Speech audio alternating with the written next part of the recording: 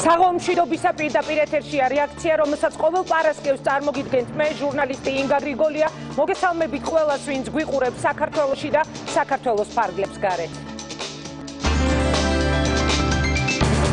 ოცნების საარჩევნო შტაბის უფროსი კახაკალაძე საკუთარ არჩევანს ხვალ საბურთალოზე 64 საარჩევნო უბანზე გააკეთებს.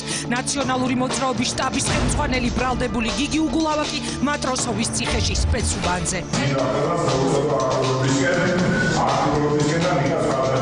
თქვენ თუ გსურთ რომ კლავაც საბოტაჟის მსხვერპლი გახდეთ, მაშინ მიეცეთ ხმა მელიას, თუ გსურთ რომ მიცეთ ხმა განვითარებას, უნდა მიცეთ ხმა დავით ნარმანია. ნარმანია თუ მელია, ვის აირჩევს ხვალ თბილისი, პირველად ქვეყნის ისტორიაში გადამწყვეტი მეორე ტური. რეაქცია დედაქალაქის მერობის კანდიდატებს არჩევნებამდე რამდენიმე საათით ადრე პირდაპირ ეთერს კიდევ ერთხელ სთავაზობს. ყველგაზდები აქ ქალაქში უნდა ვიცხოვროთ, ერთმანეთს და მეორებას. და მე ხარ ეცხოვრობ. თქვენგან განსხვავებით შედარებით ცოტა, მაგრამ მაინც რამდენი მარტო აიდოს. 17 წელი. გადამწყვეტი ბრძოლის ბოლო რაუნდი ქართული ოცნება ნაციონალური მოძრაობის ხელისუფლებიდან საბოლოოდ გასაშვებად ემზადება. ოცნების ლიდერი ბიძინა ივანიშვილი კი ტელეწამყვანობისთვის. ბატონ ბიძინა არის უნივერსალური ადამიანი და ყველა ამბოლაში წარმოგიდგენია, რომ იქნება ძალიან ნიჭიერი და ძალიან საინტერესო. გაბედიელის ნაციონალურ მოძრაობას იგეგმება თუ არა ცხელი პოლიტიკური ზაფხული და დაჭერები, ვის შეიძლება გახდეს მატროსოვის ციხის შემდეგი ტუსაღი და ვისით გაგრძელდება და ვისზე დასრულდება სამართლიანობის აღდგენის დაპირებული პროცესი. ჩვენ ამ არჩევნებით მეორე ტური დავასრულებთ საბოტაჟს. ერთხელ სამუდამოდ კოჰაბიტაციას დავასრულებთ. ისინი ვერ მიაღწევენ თავის მიზანს, ნაციონალურ მოძრაობას ვერ გააჩუმებენ, მაგრამ ვითარება გადაყავთ ყველაზე უფრო არასასურველ კავოთებში. დღეს საღამოსათზე დიდი დებატები რეაქციაში, პოლიტიკოსები, საზოგადოება, კანდიდატები, ყველა კითხვა, ყველა პასუხი, ყველა დეტალი, პოლიტიკურად ცხელი ზაფხულის საარჩევნო ფინალი და მთავარი კითხვა, როგორ განვითარდება მოვლენები უკვე ხვალინდელი დღის შემდეგ, ვის დაიბარებენ შემდეგს პროკურატურაში. ვიწყებთ საღამოსათზე არჩევნები თავისუფლების და მატროსოვის გადასახედიდან, ვის აძლევთ თქვენს ხმას, ვინაა თქვენი ფავორიტი, ნარმანია თუ მელია. მაშასე დავიწყოთ ხვალ თბილის ახალი მერი ეყოლება ძველი ციხეშია. მიდიხარ თუ არა ხვალ არჩევნებზე, ეს იქნება ჩვენი დღევანდელი ინტერაქტივის შეკითხვა. დარეკეთ ზარი უფასო, ასევე გამოგვიგზავნეთ თქვენი მოსაზრებები ჩვენს Facebook გვერდზე სახელწოდებით რეაქცია და ეს მოსაზრებები მთელი გადაცემის განმავლობაში გავაპირდაპირ ეთერში. პირველად ჩვენი ქვეყნის ისტორიაში ხვალ მეორე ტური იმართება. ოცნების საარჩევნო შტაბის ხელმძღვანელი ხვალ საკუთარ არჩევანს საბურთალოზე აკეთებს. ნაციონალური მოძრაობის შტაბის უფროსი მატროსოვის ციხეში სპეცუბანზე. დღეს გვეყოლება ბევრი სტუმარი: ზვია ძიძიგური, მიხეილ მაჭავარიანი, კახა ბენდუქიძე, პავლე კუბლაშვილი, ირაკლი ჩიქოვანი, ნიკა მელია, ნუკრი ქანთარია, ჯანსუხ ჩარკვიანი, ლელა წურწუმია, მერაბ სეფაშვილი, ზაალ ჩიქობავა, მარინა საღარაძე, სტეფანე მღებრიშვილი. მას ასე დავიწყოთ, რამდენიმე წუთში შემოგვიერთებიან ჩვენი სხვა სტუმრები. მანამდე კი მე მივესალმები დებატების მაგიდასთან საპარლამენტო უმრავლესობის და უმცირესობის წარმომადგენლებს. ზვია ძიძიგური, მიხეილ მაჭავარიანი, ირაკლი ჩიქოვანი და პავლე კუბლაშვილი არიან ჩვენი ამ ბლოკის სტუმრები. ძალიან დიდი მადლობა, რომ იღებთ გადაცემაში მონაწილეობას. ხვალ არის რეალურად უპრეცედენტო შემთხვევა ჩვენი ქვეყნის ისტორიისთვის. აქამდე მეორე ტური არ გამართულა. მე მინდა ხელისუფლების წარმომადგენლებთან დავსვა პირველი შეკითხვა. რამდენად ნორმალურია, ბატონ ზვიად, მოდით თქვენ დაგისვათ პირველ შეკითხვას, რომ სწორედ მაშინ, როდესაც იყო მორატორიუმი გამოცხადებული, სწორედ მაშინ, როდესაც ხელისუფლება ხაზს უსვამდა, რამდენად მნიშვნელოვანი იყო მეორე ტური ჩატარებულიყო ყველასთვის მისაღებ პირობებში, უეცრად მატროსოვის ციხეზე აღმოჩნდა გიგი უგულავა, ნაციონალური მოძრაობის შტაბის უფროსი. რამდენად ნორმალურია ეს სიტუაცია წინა საარჩევნოდ? ინგა, მოგესალმებით, მივესალმებით ჩვენს ტელემაყურებელს. პირველ რიგში მინდა ვისარგებლო შემთხვევით და ყველას მოუწოდო და ვთხოვო, რომ ხვალ არის ძალიან მნიშვნელოვანი დღე თქვენ სავსებით სამართლიანად აღნიშნეთ. საქართველოში არასოდეს არ მომხდარა, რომ მეორე ტური გამართული იყოს 21 საარჩევნო ოლქში. 21 საარჩევნო ოლქში იმართება მეორე ტური, როცა 50%-იან ბარიერს ვამტკიცებდით, ჩვენ ვიცოდით, რომ მეორე ტურის ალბათობა დიდი იყო, მაგრამ ასეთი იყო თქვენი მოთხოვნა, ჟურნალისტების, საზოგადოების მოთხოვნა, არასამთავრობოს. ჩვენ ეს მოთხოვნები გავითვალისწინეთ, ამიტომ ეხლა მინდა ვისარგებლო შემთხვევით და მოუწოდო ამ მომრჩეველებს, ვთხოვო, რომ ხვალ მოვიდნენ ჩემი აზრით რაღაცა სათანადოდ არ არის ინფორმაცია, რომ ხვალ არჩევნები ესეთი შთაბეჭდილება მაქვს, რომ თითქოს ბევრმა არ იცის და ამიტომ ხო, არ იცის, იმიტომ რომ თქვენი მერობის კანდიდატი სამწუხაროდ უნდა ვთქვა, ეხლა მე პირდაპირ ეთერში ჩვენი არაერთგზის შეთავაზების მიუხედავად პირდაპირ ეთერზე დღესაც არ დავთანხმდა, ამიტომ თუკი თქვენ გაქვთ ესეთი განცდა, რომ ვიღაცამ შეიძლება არ იცის, რომ ხვალ არჩევნებია, ალბათ უპრიანი იქნებოდა, რომ ნარმანია პირდაპირ ეთერში მოსულიყო. მესის, მაგრამ ნარმანია ბატონი დებატებში მიიღო მონაწილეობა ბატონ მელიასთან ერთად. დებატებზე არ ვეპატიჟებოდი პირისპირ ბევრი სასაუბრო და ტელეკომპანია იყო ძალიან და ყველა კითხვას გასცა პასუხი და მე ვფიქრობ, რომ ძალიან კარგია, რომ ესე მკვიდრდება ჩვენს ქვეყანაში პოლიტიკური დებატების ახალი კულტურა შემოდის, მე ვფიქრობ, ძალიან მნიშვნელოვანია და ამას უნდა დაცვა და უნდა შემდგომში გამტკიცება. რაც შეეხება ესე იგი ბატონ გიგი უგულავას საკითხს, მე არ მჩვევია დაპატიმრებულ ადამიანზე რამე ან ცინიკურად ან რაღაც ისე უპატივცემულოდ ვილაპარაკო. მე გადავამოწევ ბევრი მიმართულებიდან ქონდათ ინფორმაცია, რომ გიგი უგულავა აპირებდა საქართველოს დატოვებას და უკან დაბრუნებას არ აპირებდა. აქედან გამომდინარე იყო ის გადაწყვეტილება მიღებული, რომელიც იყო, მე გეთანხმებით, რომ იყო ძალიან მძიმე გადაწყვეტილება მისაღები საერთოდ სამართალდამცავი ორგანოების მხრიდან, იმათაც ეს გადაწყვეტილება რომ მიიღეს, ამას აქვს ძალიან სერიოზული პოლიტიკური გამოხმაურებები, ჩვენ ამას ყველა ვხედავთ, მაგრამ სხვა გამოსავალი არ იყო. ასე ამბობს საგამოძიებო ორგანოები. აქედან გამომდინარე, ინგა ვფიქრობ, რომ ძალიან ცუდია, როდესაც შტაბის ხელმძღვანელი ზის ციხეში, მაგრამ მოცემულობა ისეთია, როგორიც არის, მე ვფიქრობ, რომ სასამართლო, დამოუკიდებელი სასამართლო გადაწყვეტს თვითონ ეს რამდენად სწორად მოხდა ან არასწორად მოხდა და ყველანი დაველოდებით სასამართლოს. თუმცა ვიდრე სასამართლო გადაწყვეტს, მე ისევ მინდა რომ მიუბრუნდე არჩევნების თემას, მიხეილ მაჭავარიანს დაუსვამ, მოდით ამ შეკითხვას იგივეს პრინციპში, თქვენი საარჩევნო შტაბის უფროსი ზის ციხეში, მატროსოვზე უნდა მისცეს მან ხვალ ხმა, რისი იმედი გაქვთ თქვენ? ჩვენ იმედი გვაქვს, მოგესალმებით, ინგა, დიდი მადლობა მოწვევისთვის. ეს რეპუტაციულად კიდევ უფრო მეტად დააზარალებდა ალბათ თქვენს პარტიას, ბატონო მიხეილ დამეთანხმე. რა? დაპატიმრება გაუჩა თქვენი საარჩევნო შტაბის ხელმძღვანელს. მოგესალმებით, მეც აბსოლუტურად უერთდები ზვიად და რა თქმა უნდა, ხვალ კიდევ ერთხელ უნდა მოუწოდო ჩვენს მხარდამჭერებს და ჩვენს მოქალაქეებს მოგზავნდნენ არჩევნებზე და კიდევ ერთხელ დაანახონ ქართულ ოცნებას, რომ ოცნება არ მუშაობს, რომ მათი დაპირებები ბევრი ტყუილია და ის პასიურობა, რომელიც არჩევნებზე იყო დაახლოებით 1 თვის წინ, 15 ივნის, იყო ეს პოლიტიკური ჟესტი ჩვენი მოსახლეობისგან იმ ტყუილ დაპირებებზე, რაც ამ ხნის განმავლობაში მათ ესმოდა.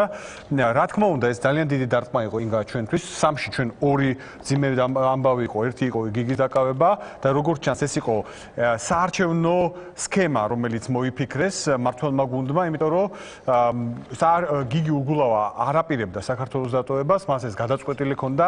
18 ჯერ გავიდა გიგი უგულავა ამ ხნის განმავლობაში საქართველოსდან და უკან დაბრუნდა და მან განაცხადა და ის ამბობდა, რომ პოლიტიკური თვითმკვლელობა იყო ადამიანისთვის, ვინც აპირებს პოლიტიკოსობას, რომ გაქცეულიყო, ამას ის აპირებდა დაეცვა თავისი სიმართლე, მიუხედავად იმისა, ბრალდებული სააკაშვილმა ამ შემთხვევაში, რომელმაც დატოვა ქვეყანა. სააკაშვილი გაერიდა, სააკაშვილის მიმართ არ იყო ბრალდება, გიგის მიმართ იყო ბრალდება.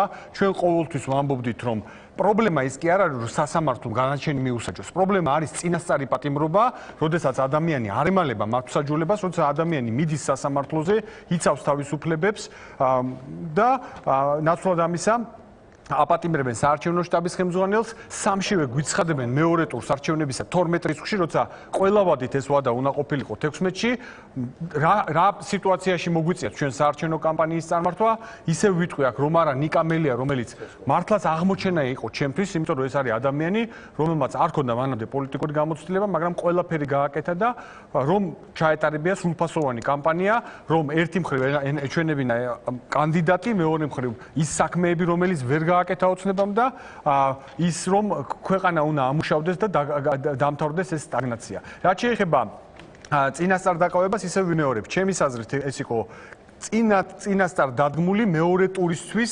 სცენა, რომ სქემა, რომ გაეკეთებინათ იმ ამომრჩევლის მობილიზება, რომელმაც არ მიცა ხმა იმის გამო, რომ ოცნება ბომბიერია და ის ასე იგი სისხლის გუბეებს არ აწყობს და არ იჭერს ქუჩებში ნაციონალურ მოძრაობის წევრებს და მხარდამჭერებს. კი ბატონო, დიდი მადლობა. თქვენ რომ ყოფილიყავით ბატონო ირაკლი ოპოზიციაში და არჩევნები ყოფილიყო კარს მომდგარი, 8 დღით ადრე დაეპატიმრებინა ხელისუფლებას თქვენი საარჩევნო შტაბის ხელმძღვანელი. ეს სიტუაცია თქვენთვის პოლიტიკურად ნორმალურად ჩაითვლებოდა? პირველ რიგში დიდი მადლობა ამ შესაძლებლობისთვის მიმართოთ საზოგადოებას. მე მინდა შევუერთდეთ ჩემს კოლეგებს და მოუწოდო აბსოლუტურად ყველას, რომ მონაწილეობა მიიღოს არჩევნებში. ეს მართლაც უპრეცედენტო ფაქტია და არავის არ უნდა გადავაბაროთ ის საქმე, რომელიც თითოეული ჩვენთაგანის გასაკეთებელია და ყველას კარგად უნდა გვახსოვდეს, რომ ჩვენი ვალდებულებაა გავხადოთ ჩვენი აზრი და უმნიშვნელოვანესია შევეჩვიოთ, რომ ქვეყანაში რეალურად ტარდება ნორმალური არჩევნები და ზოგადად მეორე ტურის არსებობა ამ ქვეყანაში, რომელიც არასოდეს არ ყოფილა და ამდენ ოლქში ხას უსვამს, რომ ეს არჩევნები ფარსი არ არის და ეს არჩევნები ზუსტად იმ ნების გამომხატველია, რაც ქართველებს გააჩნია. აქედან გამომდინარე, ძალიან გთხოვთ ყველანი მოგბრძანდეთ და ყველას გვახსოვდეს, რომ თქვენი ხმა იგებს. რაც შეეხება იმ შინიათ რომ არ წააგოთ შემთხვევით? არა, ეს უბრალოდ ჩვენი საარჩევნო სლოგანია მეორე ტურისთვის, კიდევ ერთხელ ვიმეორებ ჩვენი ამომრჩევლისთვის. რაც შეეხება იმას, მე მინდა გითხრათ, რომ აბსოლუტურად დარწმუნებული ვარ, უერთდები ზვიადის იმ განწყობაში, როდესაც ძალიან ძნელია ის ფიზიკური ტკივილი, ფიზიკური ემოციური ნერვიულობა, რომელიც იმ ადამიანს გააჩნია, რომელიც სატუსაღოშია და მე ნამდვილად არ მინდა შევეხო არანაირად მის პიროვნულ ემოციებს, მაგრამ აქვე ვიტყვი იმას, რომ დარწმუნებული ვარ, მინდა გითხრათ, რომ ყოფილიყო საკმარისი სამხილი, აბსოლუტურად არანაირ წინაღობას და არანაირ პრობლემას არ წარმოადგენდა ნაციონალური მოძრაობისთვის, რომ ნებისმიერი ადამიანი, რომელიც ჩართული იყო საარჩევნო კომპანიაში, დაეტოსაღებინათ და მიესაჯათ მასთვის შესაბამისი საჯელი და სასამართლოს ეს გადაეწყვიტა. მაგრამ ამავდროულად, როდესაც საუბრობთ ჩვენ იმაზე, რომ თითქოს ეს წინასწარ დადგმულია, თითქოს ეს ყველაფერი არის წინასწარ მოფიქრებული. იმისთვის რომ წამოიღოთ ყველაზე რადიკალურად განწყობილი მე ვიტყოდი ერთ რაღაცას, რომ მე უკეთესი წარმოდგენა მაქვს ჩვენ სამომრჩეველზე ვიდრე ბატონ მიხეილს, იმიტომ რომ მგონია, რომ ჩვენი ამორჩეველი არ არის სისხლისმილი ამორჩეველი და ის ამორჩეველი, რომელიც სისხლის გუბეებს ელოდება ქუჩებში. ჩვენ ეს ვნახეთ და ჩვენ ამას უთხარით არა. ჩვენ ეს ძალიან ბევრჯერ ვნახეთ სამწუხაროდ ამ ქვეყანაში, როდესაც ამ საკუთარ ამომრჩეველს და საკუთარ საზოგადოებას უსწორდებოდნენ და უსწორდებოდნენ აბსოლუტურად უმოწყალოდ და უსწორდებოდნენ ყველა წარმომადგენელს. აქედან გამომდინარე, მე ვთვლი, რომ ზუსტად ეს არ უნდა ჩვენ სამომრჩეველს და ეს არ არის ხმების მომტანი გადაწყვეტილება. ეს არის ელემენტარულად ოპერატიული გადაწყვეტილება, ეს არის ის გადაწყვეტილება, რომელიც მიიღო სასამართლომ. სასამართლომ მიიღო ეს არა ეგრევე, არამედ მიიღო მას შემდეგ, რაც რაღაცა გარკვეული მტკიცებულებები იქნა წარმოქმნილი, იყო შემთხვევები, როდესაც გიგი გულავასთან მიმართებაში არ იყო აღკვეთის ღონისძიება გამოყენებული პატიმრობა. ასე რომ მე ვთვლი, რომ ეს სავსებით ლოგიკურია, ნორმალურია და მორატორიუმი თავისთავად ერთის მხრივ თავისთავად არის ანომალიური ვითარება, როდესაც პოლიტიკურ ნებას ამჟღავნებს ხელისუფლება და არ მოუწოდებს სამართალდამცავებს გარკვეულწილად შეზღუდოს დევნა, მაგრამ ეს იმას არ ნიშნავს, რომ ვიღაცას ჰქონდეს იმის საშუალება, რომ საერთოდ თავი აარიდოს დევნას. მხოლოდ ამ აუცილებლობით იყო განპირობებული ის შუამდგომლობა, რა შუამდგომლობად პროკურატურამ დააყენა. ეს არის ის სახსნა, რა ახსნა ჩვენ სამართალდამცავებისგან მოვისმენთ. დიდი მადლობა. მისაღებია თქვენთვის ეს. თუ კი სხვა გზა არ იყო, როდესაც ამბობს სახელისუფლებო ძალა, ბატონო პავლე. და წინა ხელისუფლებისთვის არ იყო უცხო, თქვენი ოპონენტები ამბობენ, არ იქნებოდა ისედაც პრობლემა, თუ კი საჭირო იყო საკუთარი ოპონენტის დაპატიმრება. მოგესალმებით ტელემაყურებელს, პირველ რიგში მინდა ვთქვა, რომ ალბათ ერთ-ერთი თქვენ კაბატონენგა დიდი ხანია ჟურნალისტიკაში ხართ, ვერ გაიხსენებთ ერთ-ერთ შემთხვევას, როდესაც კანდიდატი ყოფილიყოს დაკავებული და ციხიდან აწარმოებდეს კამპანიას. დღეს ესეთი შემთხვევა გვაქვს. ხონში არის ეს. ერთხელ თუ არ ცდები, ოღონდ შევარდნაძის დროს თუ არ ცდები. გამო პერიოდში ესე ანუ ბოლო წლებში ესეთ რამე არ ხდება. დღეს ეს გვაქვს სახეზე. ხონში ჩვენი კანდიდატი არის დაკავებული და პირველი ტური მან ჩაატარა ციხიდან 53% აი. ხვალ არის მეორე ტურში. მე ხონელებს მოუწოდებ, კონკრეტულად ხონელებს მიმართავ, გამოდით და დაიცავით ამ ადამიანის თავისუფლება. გამოდით და დაიცავით თქვენი ხვალინდელი დღე, იმიტომ რომ ეს არის ძალიან მნიშვნელოვანი ხონისთვისაც, იმერეთისთვისაც და საქართველოსისთვის. ეს ფაქტი დარჩება დღევანდელი ხელისუფლების სირცხვილად, რომ ადამიანი მეორე ტურში პირველ ტურში 53%-ს იღებს ციხიდან, მეორე ტურშია და მეორე ტურში გაიმარჯვებს აუცილებლად. ამაში ვარ დარწმუნებული. არ ახსოვს ისტორიას, რომ საარჩევნო შტაბის ხელმძღვანელი დაეკავებინოთ არჩევნებამდე 8 დღით ადრე. ეს არის იმ გაუცხოების, შიშის, არ ვიცი, ბევრი სხვადასხვა მიზეზი შეიძლება იყოს. ყველამ ძალიან კარგად იცის.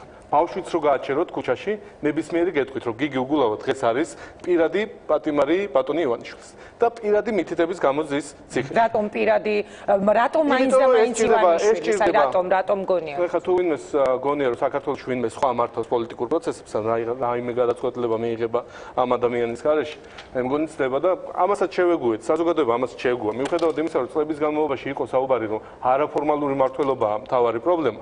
დღეს ჩვენ ვხედავთ, რომ პროკურატურას არაფორმალურად მართავენ ფარცხალაძის მეშვეობით, ვხედავთ, რომ მთავარი პირი ქვეყანაში არის აბსოლუტურად უსტატუსო ადამიანი, რომელიც სამოქალაქო სექტორშია და ეხლა ჟურნალისტიკაში აპირებს გადასვლას. ესეთი სიტუაცია გვაქვს, რეალობა ესა გვაქვს. ბატონი ზვიადი ადრე ამის წინააღმდეგ იბრძოდა, ეხლა შეეგუა.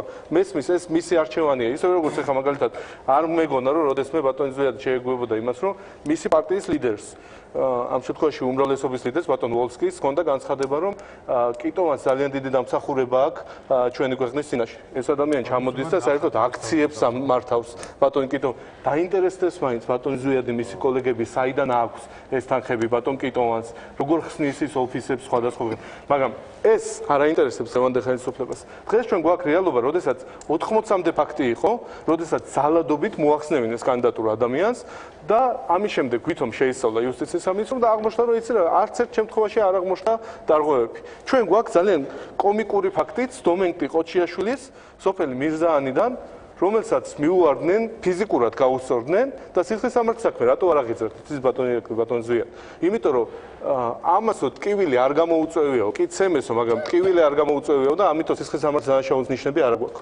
ჩვენ გვაქვს ფაქტი მარტვილში, სოფელ დოშაკეში თავდასხმაზე საარჩევნო უბანზე გახსოვთ ეს დილა დაიწყო ამით.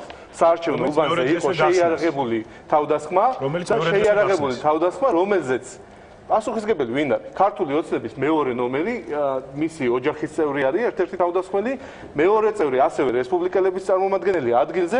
ამ ადამიანების მიმართ რა ხდება, იცით? 4000 ლარი არის გირაო შეფარდებული. და ხონში გამგებლის მიმართ, რომელსაც საერთოდ კრიმინალი არ აქვს რეალურად ჩადენილი, უკვე თვეები არის ის. აი იქიდან სისხლის სამართლის საქმე არ აღწევს, როდესაც თქვენ ამბობთ, ბატონო პავლე, მე არ ვიცი ალბათ თქვენი ოპონენტები თავის საქმეს გეტყვიან, ამ შემთხვევაში გამახსენდა იგივე ცნობილი ფილმი ნოემბრიდან ნოემბრამდე, სადაც პოლიტიკური ლიდერები იყვნენ დაუშვათ დადანაშაულებული ძალიან მძიმე საქმეებში, მაგრამ სისხლის სამართლის საქმე ამ დადანაშაულების მიუხედავად მაინც არ აღწევს. ეს იყო იმ პოლიტიკური შეთანხმების, პოლიტიკური მორატორიუმის შედეგი. ამ შემთხვევაშიც მორატორიუმი გამოაცხადა ხელისუფლებას. მაგრამ ხელისუფლება, როგორც კი შეხედეს, რომ პრობლემებია, როგორც შეხედეს, რომ მეორე ტურია თბილისში პრობლემა, სასწრაფოდ გადაწყვეტეს. მორატორიუმიც დაივიწყეს, ყველაფერი დაივიწყეს და სასწრაფოდ მიიღეს გადაწყვეტილება, რომ გიგი უგულავა როგორღაც მოეცილებიათ ეკავ. არა მარტო გიგი უგულავას ოჯახის წევრები, ლელას მშობლების წინააღმდეგ ბრალდება არის, მისი ქვისლი ციხეშია, ეხლა დღეს წავიკითხე, რომ ლელას წინააღმდეგაც რაღაც საქმე მზადდება. რეალურია ეს, რომ გიგი უგულავას მეუღლის წინააღმდეგ მზადდება? აი თქვენ ხო წაიკითხეთ. არა, მე წავიკითხე ერთ-ერთ საინფორმაციო სააგენტოზე, მაგრამ არ ვიცი რა. მე ვფიქრობ რეალურია. რეალურია, ანუ თქვენ ელოდებით, რომ უგულავას მეუღლის წინააღმდეგ წინა პროცესზე პროკურატურამ მოითხოვა გირაოს სახით ჩადებული ბინის ჩამორთმევა გიგი უგულავასთვის, აქ ხო რაზეა საუბარი, რომ მაქსიმალურად, ესე იგი, მძიმე მდგომარეობაში კედელთან მიაყენონ და მორალურად გატეხონ გიგი უგულავა. კი ბატონო, ბატონო ზვიად, მოდი დაგისვავთ კითხვას. მე არ ვიცი რამდენად რეალურია, კიდევ ერთხელ ვამბობ, ბატონი მიშა ამბობს, რომ მოლოდინი არის, რომ მისი მეუღლის წინააღმდეგაც. გიგი უგულავა ნაციონალური მოძრაობის მხრიდან სულ გვესმის ამ დღეებში არის ივანიშვილის პირადი პატიმარი. რა სიტყვით თქვენ ყველას ახსოვს ის კადრები, მათ შორის არსებული დაპირისპირება, რომელიც იყო სახეზე კამერების წინ, იგივე ივანიშვილის მხრიდან ამ ადგილობრივი უკაცრავად აი ამ არჩევნების პირველი ტურის დროს გაკეთებული განცხადება, რომ ფაფარ აშლი ლომს შეადარა უგულავა. ანუ იყო თუ არა, შეიძლება თუ არა მაყურებელმა იფიქროს, რომ ეს იყო სწორედაც, რომ დიახ ივანიშვილის დაკვეთა. ვინაიდან ასეთი რიტორიკით საუბრობენ ჩემი კოლეგები, მეც ასე ვიტყვი, ბავშვიც რომ გააჩეროთ ქუჩაში და რო კითხოთ, ისიც არის დარწმუნებული, რომ გიგი უგულავას მიმართ რა ბრალდებებიც იყო, ეს ბრალდებები არის, ასე ვთქვათ, დამაჯერებელი. ამიტომ ამის საფუძველზეა. ბავშვაც ამის საფუძველზეა. არა, ალიკო, თუ არ შემოწყვეტინებ, ძალიან დამავალი. არაფერს არ ვეთანხმებოდი, რასაც ამბობდი, მაგრამ გისმენდი, იმიტომ რომ ვფიქრობ, რომ ჩვენ უნდა ვცეთ მაყურებელს პატივი. ჩვენი აზრები მივიდეს იქამდე. რა კითხვაც კი, რაც კიდე რა კითხვები, აი იმიტომ ვარ დინგასთან ახლა. დინგა მაინც არ მოგცემს საშუალებას, ყველაზე მწვავე კითხვები რო არ დაგვისვას. ამიტომ უპასუხოთ ამ კითხვებს. მე მინდა გითხრათ, რომ სასამართლო არსებობს ამ ქვეყანაში დამოუკიდებელი. დამოუკიდებელი სასამართლოს პირობებში მე არ მეშინია ის რომ პროკურატურაზე არიან გაღიზიანებულები ახლა ჩვენი კოლეგები მე 1000-ჯერ მithქვამს და კიდევ თუ პროკურატურა არ არის საყვარელი ორგანო პროკურატურის ფუნქცია არის რომ ბრალი წარუდგინოს ეძებოს დამნაშავე კანონის ზედამხედველობა განახორციელოს შემდეგ სასამართლოში ესე იგი მოითხოვოს თავის მიერ დამტკიცებული პოზიციის ესე იგი დადასტურება სასამართლოს ხდას პროკურატურის მიერ წარდგენილი ბრალი ხშირ შემთხვევაში სასამართლოს მხრიდან არ დასტურდება რაც ადასტურებს იმას რომ საქართველოში არის დამოუკიდებელი სასამართლო ამბობენ რომ ცალკეულ მოსამართლეებს აქვს გადაცდომა თუ ცალკეულ მოსამართლეს აქვს გადაცდომა ამისთვისაც პალიკომ ჩემზე კარგად იცის თუ როგორი პროცედურებია და იქაც იუსტიციის უმაღლეს საბჭოში რომელიც არის თუ ვინმე იტყვის რომ ახლა ქართული ოცნების იმითი არის რა ქვია მხარდამჭერებით არის დაკომპლექტებული ახლა ეს იუსტიციის საბჭო ეს არის დიდი უსამართლობა ძალიან და არასწორი თავიდან ბოლომდე გეტყვით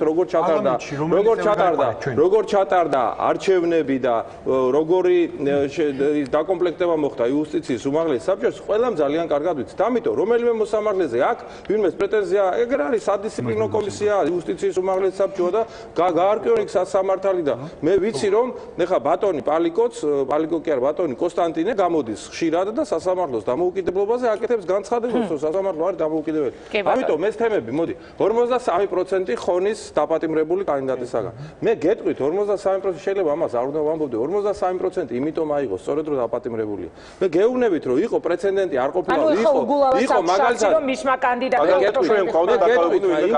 იყო პრეცედენტი თქვენ მე მახსენეთ რომ ციხიდან ღებულობდა არა გამახსენდა იმიტომ გურამ აფსანძე იყო ესეთი რომელიც ესე იგი საპრეზიდენტოდ იყვდა და უპრეცედენტოდ მაღალი ხმები აიღო გურამ აფსანძემ რომელიც ისდა კამერაში და ეხლა გეტყვით რაშია საქმე დაპატიმრებული ადამიანი იწევს თანაგრძნობას ეს 53% ამ პატიმრებულ ადამიანმა რო აიღო დარწმუნებული ვარ უფრო ნაკლებს აიღებ და გარეთ რო ყოფილიყო ამიტომ თუ თქვენ ამის ახსნა იმით გინდათ რომ აი დააპატიმრებს იმიტომ რომ ეშინოდათ რომ მოუგებდა პირიქით მოხდა ჩემი აზრით ჩემი გადასახედიდან რომ დაპატიმრებული ადამიანს ამ ბატონის დედა მოხუცი დადის და ხონში მოსახლეობას ეუბნება რომ ჩემი შვილი გამოვა თუ ხმას ვიცენ და ეს არის მომენტი რომელსაც ასე ვთქვათ ამ 53%-ს მოტანა შეუძლია მაგრამ ერთს გარწმუნებთ რომ დამოუკიდებელი სასამართლოს პირობებში ეს ბატონი რომელზედაც თქვენ ამბობთ დააპატიმრებს სხვათა შორის სანამ კანდიდატი იქნებოდა ეს ძალიან კარგად ვიცით ჩვენ არ ვიცი ეხლა პალკო ეგრე ყველაფრის შეიძლება კარგით ბატონო გამართლებს სასამართლო და გამოვა და თავის დედასთან იქნება ეს კაცი თუ მართალია პროცესი როცა ჩატარდება კარგით მე მინდა ბატონ მიხეილს მივცე სიტყვა შემდეგ ერთი პირდაპირ ჩართვა და ირაკლი ჩიქოვანი და პავლე კუბლაშვილი კომანზე მე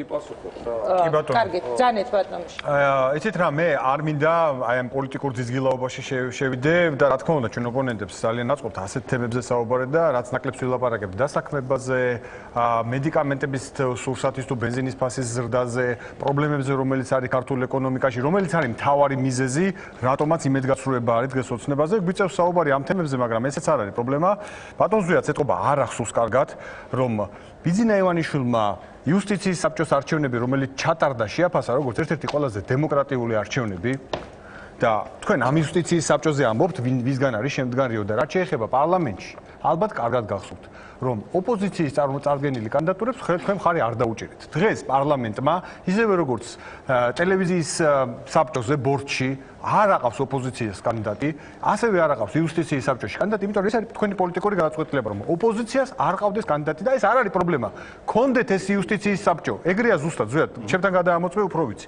რაც შეეხება მოსამართლესთან დაკავშირებით არის ასეთი ინფორმაცია ინგა რომ პროკურატურა ელოდებოდა შეგნებულად ამ მოსამართლეს რომელმაც გიგის მიუსაჯა რომელსაც მანამდე გიორგი ღონიაშვილისთვის ჰქონდა ახლო ღონისძიება, ჩატარდა ოპერაცია, მე მაქვს სარწმუნო წყაროდგან ინფორმაცია და შემიძლია ეს მე მოუყვები, სადაც ეს დააინტერესებს, რომ სპეციალურად იყო მოწყობილი ისე, რომ სწორედ ამ მოსამართლეს შესახებ რატომ ეს მოსამართლე თქვენ ამტკიცებთ არის კონტროლირებადი? მე არ ვამტკიცებ, მე მაქვს ინფორმაცია ინგა, რომ ეს იყო მოსამართლე, რომელიც მზად იყო მიიღო ეს გადაწყვეტილება, რატომ? იმიტომ რომ მანამდე ინგა სააპელაციო სასამართლომ ერთ დღეში ორი ურთიერთ გამომრიცხავი გადაწყვეტილება გამოიტანა. ერთი მხრივ სააპელაციო სასამართლომ თქვა, რომ ის რომ გიგი უგულავას პასპორტი არ ჩამოართვეს და მიეცა საშუალება რომ გადაელახა საზღვარი იყო კანონიერი და სწორი, არ გაასაჭირა და მეორე მხრივ განუხილველად დატოვა მოსამართლემ აი ამ გოგინაშვილის გადაწყვეტილება.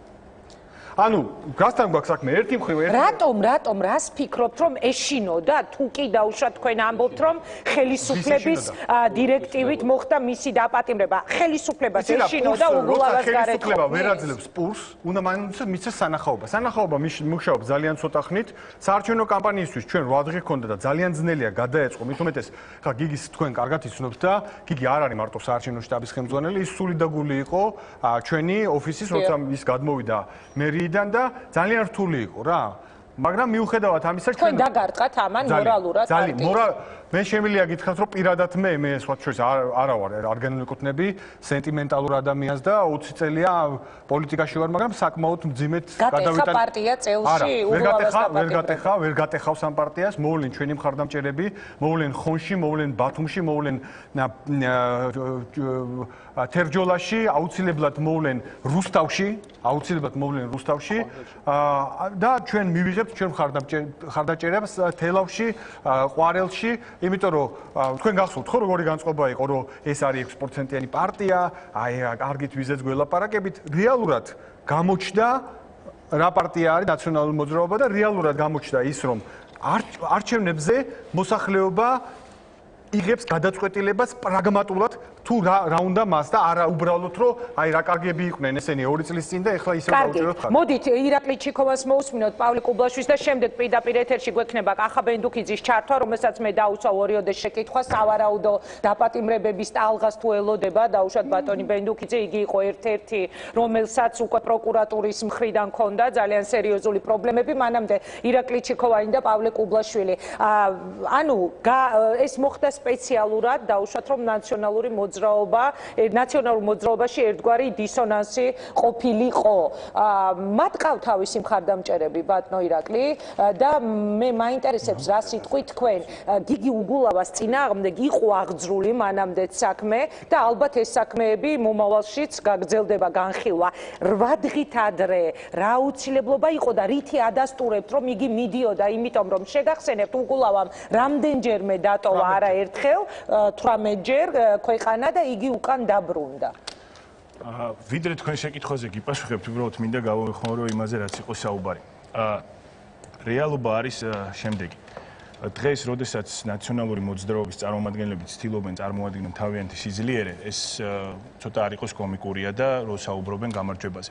გამარჯვება არის ის რომ დღეს ქართველმა ხალხმა დაინახა წმენა საკუთარ არჩევანში. ქართველმა ხალხმა დაიბრუნა წმენა არჩევნებში. ეს არის მონაპოვარი. მაგრამ გამოხატული მხარდაჭერა, რომელიც ნაციონალურ მოძრაობას აქვს, კატასტროფულად ეცემა. რა თქმა უნდა, არიან ადამიანები, რომლებიც მხარს უჭერენ მათ. ეს იქნება და ყოველთვის იქნება.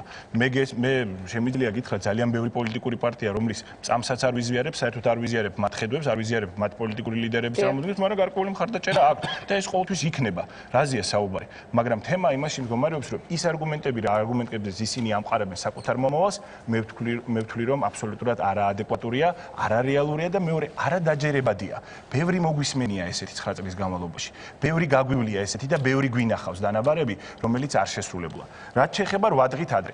8 დღით ადრე გიგი უგულავას დაპატიმრება ეს არ არის რაღაცა აუცილებლობა და მე საერთოდ მგონია რომ გარკვეულწილად თვითონ შეკითხვაც კი რაღაცა ჩვენს მიმართ პოლიტიკოსების მიმართ არასწორი იქნება იმიტომ რომ მე არ ვიცი საინტერესოა ივანიშვილი რომ დაგისვათ მე თავისი გადაცემიდან შეკითხვას არა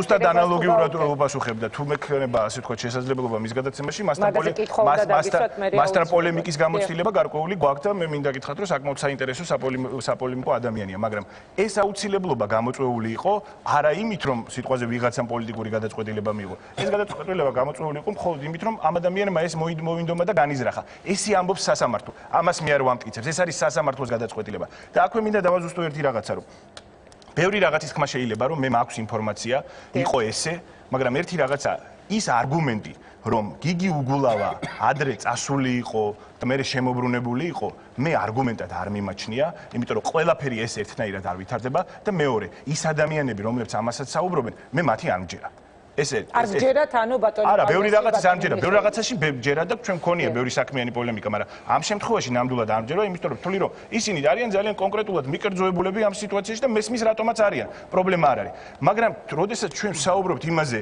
რომ დღეს ეს მოსამართლე თურმე რაღაცა ისინი ჩატარებულა манипуляციები რითიცად და ბატონი მიხეილი საუბრობს რომ მას აქვს ინფორმაცია. მე იცით აი ამ პრეფიქსით რამდენი რაღაცის თქმა შემიძლია, რომ მე მაქვს ინფორმაცია და ბევრი ინფორმაცია რომ უგულავას ძროზე შეიძლება არ მაქვს არანაირი ინფორმაცია არ მაქვს საერთოდ არანაირი ინფორმაცია არ მაქვს ამასთან დაკავშირებით და საერთოდ არ მაინტერესებს რა სამართლებრივ დენობას ვის წინააღმდეგ აწარმოებს პროკურატურა მე არ მაქვს ეს ინფორმაცია და არც ვინტერესდები ამით ვინტერესდები მხოლოდ იმ შემთხვევაში და მაინტერესებს როდესაც ეს იწვევს გარკვეულ საზოგადოებრივ ინტერესს და ამიტომ მე ვერ ვიჭორავებ იმ თემაზე რაც არ იცი და რაც არ არის სიტყვაზე რეალურად დადასტურებული აქვე მინდა დავაზუსტო ერთი რაღაცა თუ ამ მოსამართლის მიმართ არის რაღაც გარკვეული პრეტენზიები და სასამართლოს მიმართ არის გარკვეული პრეტენზიები, როგორც მინიმუმ უხერხულია. კარგია, სწორია, გეთახმებით. როგორც მინიმუმ, როგორც მინიმუმ უხერხულია ერთი გვარის წარმომადგენელი ორი ადამიანის სხვადასხვა ლაპარაკობდეს სასამართლოს. შეიძლება გისმენთ. რატო უხერხული ორი მეტავარიანი სხვადასხვა ლაპარაკობდა, მაგრამ ძალიან ნორმალური იყო მე. ეს აღარ მოწოდა სასამართლოს გულისხმობ. უზენაესი სასამართლოს მოსამართლის განცხადებები. უზენაესი სასამართლოს გასაგებია ბატონი კოტე კუბლაშვილი და ბატონი არა, ეს ისე თავის აზრია. ოღონდ უფრო რადიკალურია ვიდრე მე. ბატონი აკეთებს ეხა გონია რომ რაღაცა აღმოჩენა გააკეთა ესეთი და არ ვეძებ აღმოჩენას. რაც შემიძლია არა, ჩემი დაგვიანებული რეაქცია იყო უკაცრავად. ესე იგი რაც შემიძლია გითხრათ არის ის რომ დააკვირდა ამოწიეთ ნებისმიერი ჩემი ინტერვიუ იქნება, კომენტარი იქნება არასდროს სასამართლოზე არ ვსაუბრობ კონკრეტულ მოსამართლეზე, არ ვსაუბრობ ამ გადაწყვეტილებებზე, იმიტომ რომ იმაშინია რომ ჩემი მხრიდან ეს ხონერად ჩანს. თქვენ კი გაქვთ ცდილობები სხვადასხვა რომ აი რაღაცნაირად მიაწეფოთ ეს ყველაფერი, აი ოჯახის წევრებთან დაკავშირებით პრემიერს უნდა ენაზე ადგას რა, როგორღაც უნდა თქვა, თავს იკავებს ხოლმე რაღაც. არ აქვს ამას მნიშვნელობა. მე გეტყვით იმ საკითხზე, რაზეც შემიძლია უფრო მეტი ვისაუბრო. გეტყვით პროკურატურას, ბატონი ზვიადი ბრძანებდა რომ პროკურატურა ბუას წარმოუდგენია. ბუა კი არ არის, ბატონო ზვიადი.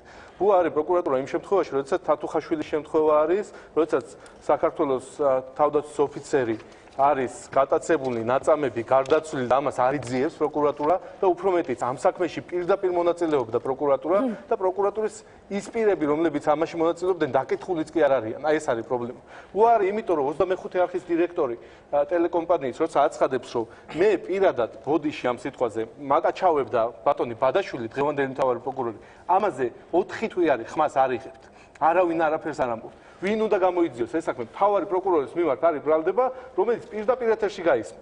ზიხართ და ასე ამბობთ რომ არაფერი რა მოხდა ეხლა მე თქვენ არ მოგისმენიათ არანაირი ბრალდება თქვენს დროს მომისმენია თურამე მომისმენია და თურამე არ გაკეთებულა ეგ იყო ჩვენი შეცდომა და ეხლა ვინც არის პასუხისმგებელი იმათ მიმართავ და ბატონ ზვიადსაც მაგიტომ მიმართავ რატო არის ბუაო იმიტომ არის ბატონ ზვიად რომ თათუხაშვილის შემთხვევა ბადაშვილის ესეთი ზეწოლების შემთხვევა ძალიან ბევრი მოწმეები არ გინახავთ რომელსაც როცა ვიდრე შევიდოდნენ ვიდრე შევიდოდნენ ჩვენ მოიკითხავთ თეთრადი დავასრულო ბატონი თეთრადი სასამართლოშია დავასრულებ და ერთხელ განაჩენი ერთხელ დადგა ეგ უნდა ზუსტად რომ გადავიდეთ სხვა თემაზე დავასრულებ ჩემს საუბარს იმ მოწმეების საკითხს რომ ასევე თუ მოიკითხავთ კარგი იქნება ბატონი ირაკლი ვიდრე მიდიოდნენ პრესკონფერენციაზე მანამდე გზიდან რომ აყავდათ მოწმეების მოპარვა გახდა დღევანდელი პროკურატურის ერთ-ერთი მთავარი იარაღი და საპროცესო მოქმედება რაზე ვლაპარაკობთ რომელ პროკურატურაზე ვსაუბრობთ ამიტომ ასეთ შემთხვევაში პროკურატურის მიმართ დობა რო არ იქნება, ეგ თქვენს ძალიან კარგად. დიდი მადლობა. ბატონ ირაკლი საუბრობდა ამაზე უნდა ვთქვა ორი წუთი. მოგეძანე და კახა ბენდუქიძეს თავ პირდაპირ ეთერში.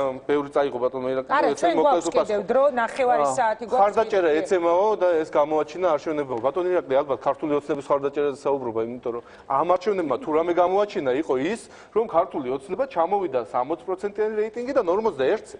და ეს არის მისი თავარი პრობლემა და ეხა თითის გამოშვერა აქეთ რომ ნაციონალური მოძრაობა 5% იქნება 6-ო რამდენიც არის კი ნახეთ ბატონო ირაკლი და იმედი მაქვს რომ მეორე ტურში სხვაგანაც ნახავთ ბატონი ზვიადის გამოსვლა იმასთან დაკავშირებით რომ აი ხონში 53% იმიტომ მიიღო რომ დაკავებულიაო და ეხა მადლობა უნდა გადაუხადოთ რომ ირეკაი რომ დააკავეთ ამიტომ ეს არის ეს ადამიანი არის დაკავებული აბსოლუტურად უსუსური ბრალდებით თქვენც ძალიან კარგად იცით 12000 ლარი შეშის დარიგებას ედავებიან ადამიანს თქვენ ძალიან კარგად იცით, რომ ამ პროკურატურას დეკლარირებული აქვს, რომ ესეთ დანაშაულებებზე გირაოსაც კი არ ვითხოვთო და ამ შემთხვევაში პატიმრობა მოითხოვეს და თვეებია უკვე პატიმრობაში ყავთ. ამიტომ წააგებთ ხონს და ამიტომ იქნება ეს მოსახლეობის ნახოთ, ხვალინდელი დღე ალბათ ბევრ ამას გასცემს პასუხს პრემიერის მიერ დაანონსებული პროცესი, რომ კოაბიტაციის პროცესი დასრულდება, როგორც კი დასრულდება არჩევნების მეორე ტური. ნიშნავს თუ არა ეს იმას, რომ ახალ ტალღას უნდა ველოდო დაჭერების კახა ბენდუქიძე გვერდება პირდაპირ ეთერში. ძალიან დიდი მადლობა ბატონო კახა, რომ იღებთ მონაწილეობას გადაცემაში.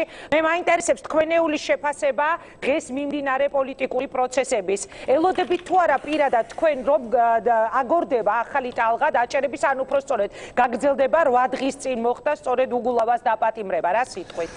მინდა მოგახსენოთ პირველი რაც შეეხება კოაბიტაციას, რომ კოაბიტაციამ სიტყვის კლასიკური გაგებით, საფრანგული მოდელიდან გამომდინარე საცხობრივი მოსყოვის არის თანაარსებობა პრეზიდენტისა და პრემიერის. ამიტომ რას გულისხმობდა ამ შემთხვევაში პრემიერ-მინისტრი და გაუგებარია, თუ ის გულისხმობდა პრეზიდენტთან თანაარსებობის შეწყვეტას, საინტერესო კომპოზიცია იქნება ალბათ. თუ გულისხმობდა იმას, რომ ამ არჩევნების შემდეგ ქართულ ოცნებას ხელი ექნება გახსნილი, თუ მთავრობას ექნება ხელი გახსნილი და შესაძლებს რომ ტერორი გააღვივოს, ეს მაშინ ეს უფრო რეალისტურად მეჩვენება ცხადია. და მე მგონია რომ მართლა მოხდება გარკვეული გამწვავება უახლოესი რამდენიმე თვის განმავლობაში. არ ამგონია რომ პირდაპირ ახლა მოხდეს, მაგრამ ალბათ სექტემბერი-ოქტომბერი უკვე ესეთი რაღაცები იქნება, იმიტომ რომ სექტემბერ-ოქტომბერში გაჩნდება მოთხოვნილება რომ რაღაცა სანახაობრივი შეიქმნას. ახლა აგვისტოში გაკეთებულია არაფერს არ მოგცემს ალბათ და შესაბამისი მოქმედებები სამართალდამცავების იქნება ჩატარებული, მაგრამ მე მგონია რომ ეს იქნება ბოლო ესეთი ტალღა, იმიტომ რომ ჩემი საზრით ის ბაზა ფართო ხარდაჭერისა, რომელიც ჰქონდა დღევანდელ მთავრობას, მისი ეროზია ხდება ძალიან სწრაფად და გასაგებია, რომ შემდეგი წლისთვის უკვე ის იქნება ერთ-ერთი პოლიტიკური ძალა იქნება, დომინანტი ვეღარ იქნება ვერანაირ შემთხვევაში. ეხლა მეორე ნაწილია, რომ რატო გეთდება ეს? ხო, ეს იმიტომ გეთდება, რომ ჩემი საზრით აქ ორი შინაარსი აქვს. პირველი შინაარსი არის იმაში, რომ ეს არის მთავარი პოლიტიკური გადაწყვეტილება, რომ უნდა განადგურდეს ნებისმიერი ოპოზიციური ძლიერი დამოუკიდებელი, მე საერთოდ არა ოპოზიციური, დამოუკიდებელი აზრის წყარო. არ უნდა იყოს არავინ, ვინც არ იქნება კოჰერენტული და დამორჩილებული მთავრობის ასე ვთქვათ, სურვილებს თუ მიზნებს, ეს ერთი და მეორე, იმიტომ რომ აი ამას ლაპარაკი იყო თქვენთან სტუდიაში, რომ ჩემი საერთოდ სიტუაცია ეკონომიკაში არ არის სახარბიელო, არ არის სახარბიელო მთავრობის შესწავლების გამო, ჩემის ღრმა რწმენით და არა მარტო ჩემი რწმენით, სოფლიოს ყველა ქვეყნის გამოცდილებით შეგვიძლია ვთქვათ, რომ მთავრობის წარმოდგენა რა არის ეკონომიკური ზრდის წყარო და როგორ უნდა გაიზარდოს ეკონომიკა არის მცდარი. ეხლა არ ვიცი რამდენად ამ გადაცემის შინაარსი უნდა იყოს სწორედ ეს საკითხი, მაგრამ ამაზე შეიძლება სხვა დროს ვიმჟელოთ.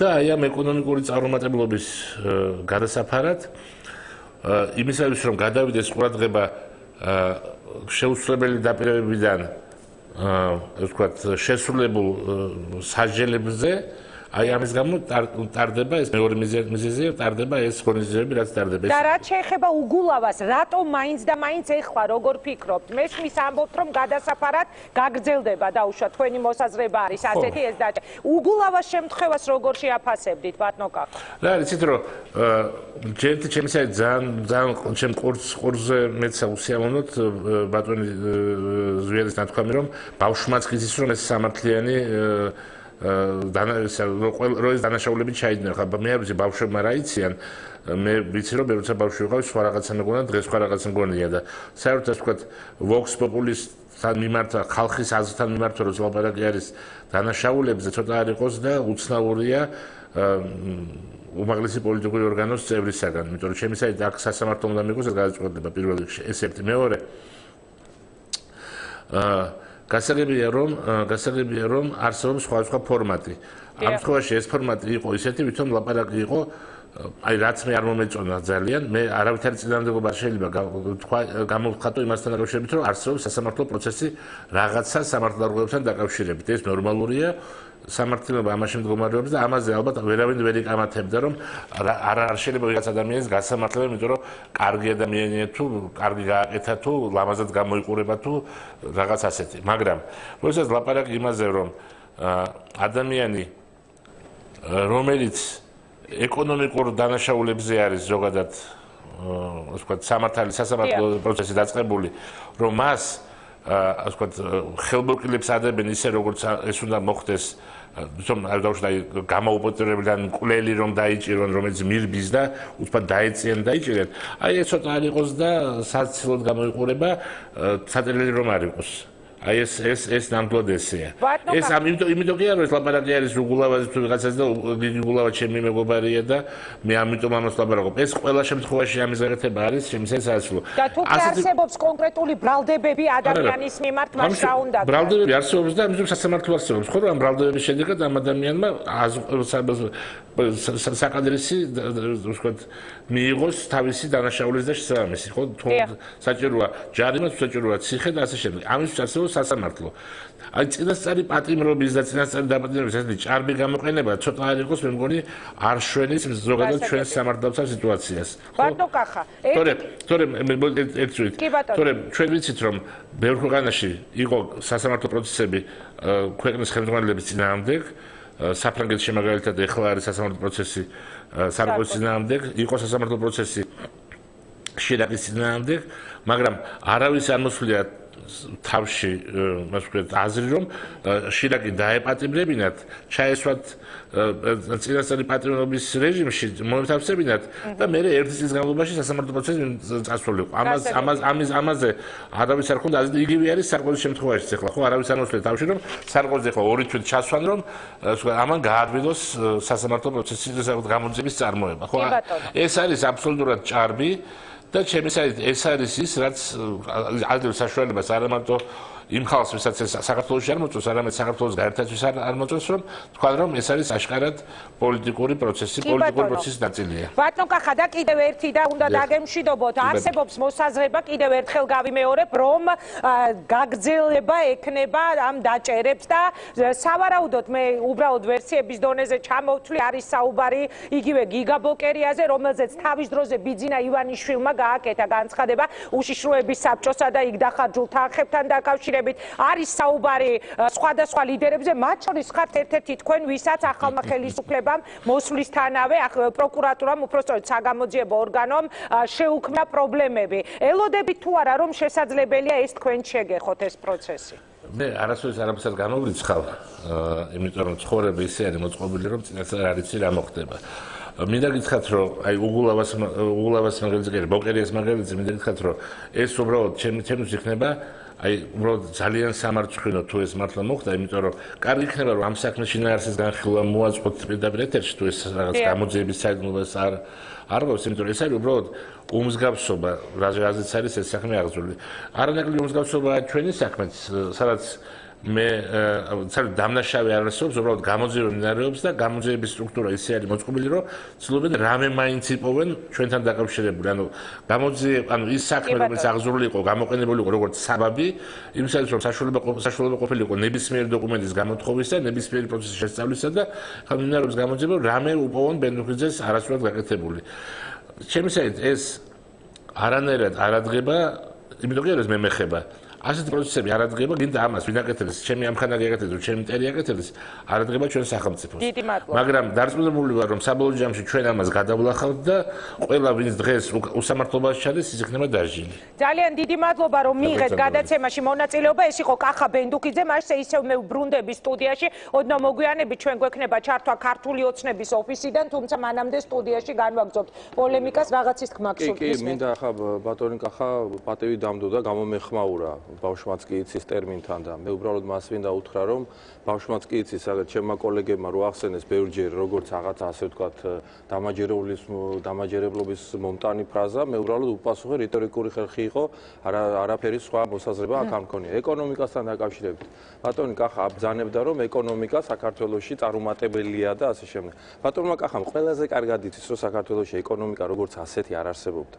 ეს იცის ამ კაცმა ყველაზე კარგად და შეუძლებელიც იყო რომ არსებულიყო არ არსებობდა თქვენს მოსვლამდე ხელისუფლებაში. როდესაც ახლა საბიუჯეტო ინვესტიციების ხარჯზე აკეთებ რაღაცას, როდესაც გინდა რომ მხოლოდ და მხოლოდ რაღაც გაყიდვებით შემოიტანო ბიუჯეტში ფული, როდესაც ბიზნესს ატერორებ, როდესაც წილების გადაფორმება ასობით ბიზნესმენისგან ხდება სახელმწიფოზე, როდესაც საერთაშორისო დონის ბიზნესმენებს აპატიმრებ როგორც ბოლო კრიმინალებს ქვეყანაში, როდესაც რა ვიცი, აი რომელი ერთი გითხრათ, სოფლის მეურნეობასთან ამ ბატონის დამოკიდებულება კარგად გვესმის, მისი მთავარი რჩევა იყო მიხეილ სააკაშვილის მიმართ, სოფლის მეურნეობა ეს არ არის და არაფერი სიკეთის მომტანი ეკონომიკური დაუშვათ რაღაცების თვალსაზრისით, ამიტომ იყო ეს ჩაქცეული ეს სოფლის მეურნეობა და გაუბედურება რომელიც ეს იყო ძირითადი რომ ვერ გახდება ეს ჩვენ ძალიან კარგად ვიცით, მაგრამ სოფლის მეურნეობაში არის მილიონამდე კაცი მიმაგრებული იმ მიწაზე და იმ ყურძენით, იმ ვაშლით, იმ ციტრუსით, ის ადამიანები ცხოვრობენ და როცა ხელს არ უწყობ ამას, იმ ადამიანებს წირავ უბედური ცხოვრებისათვის და ეს იყო ის პოლიტიკა, რომელსაც ბატონი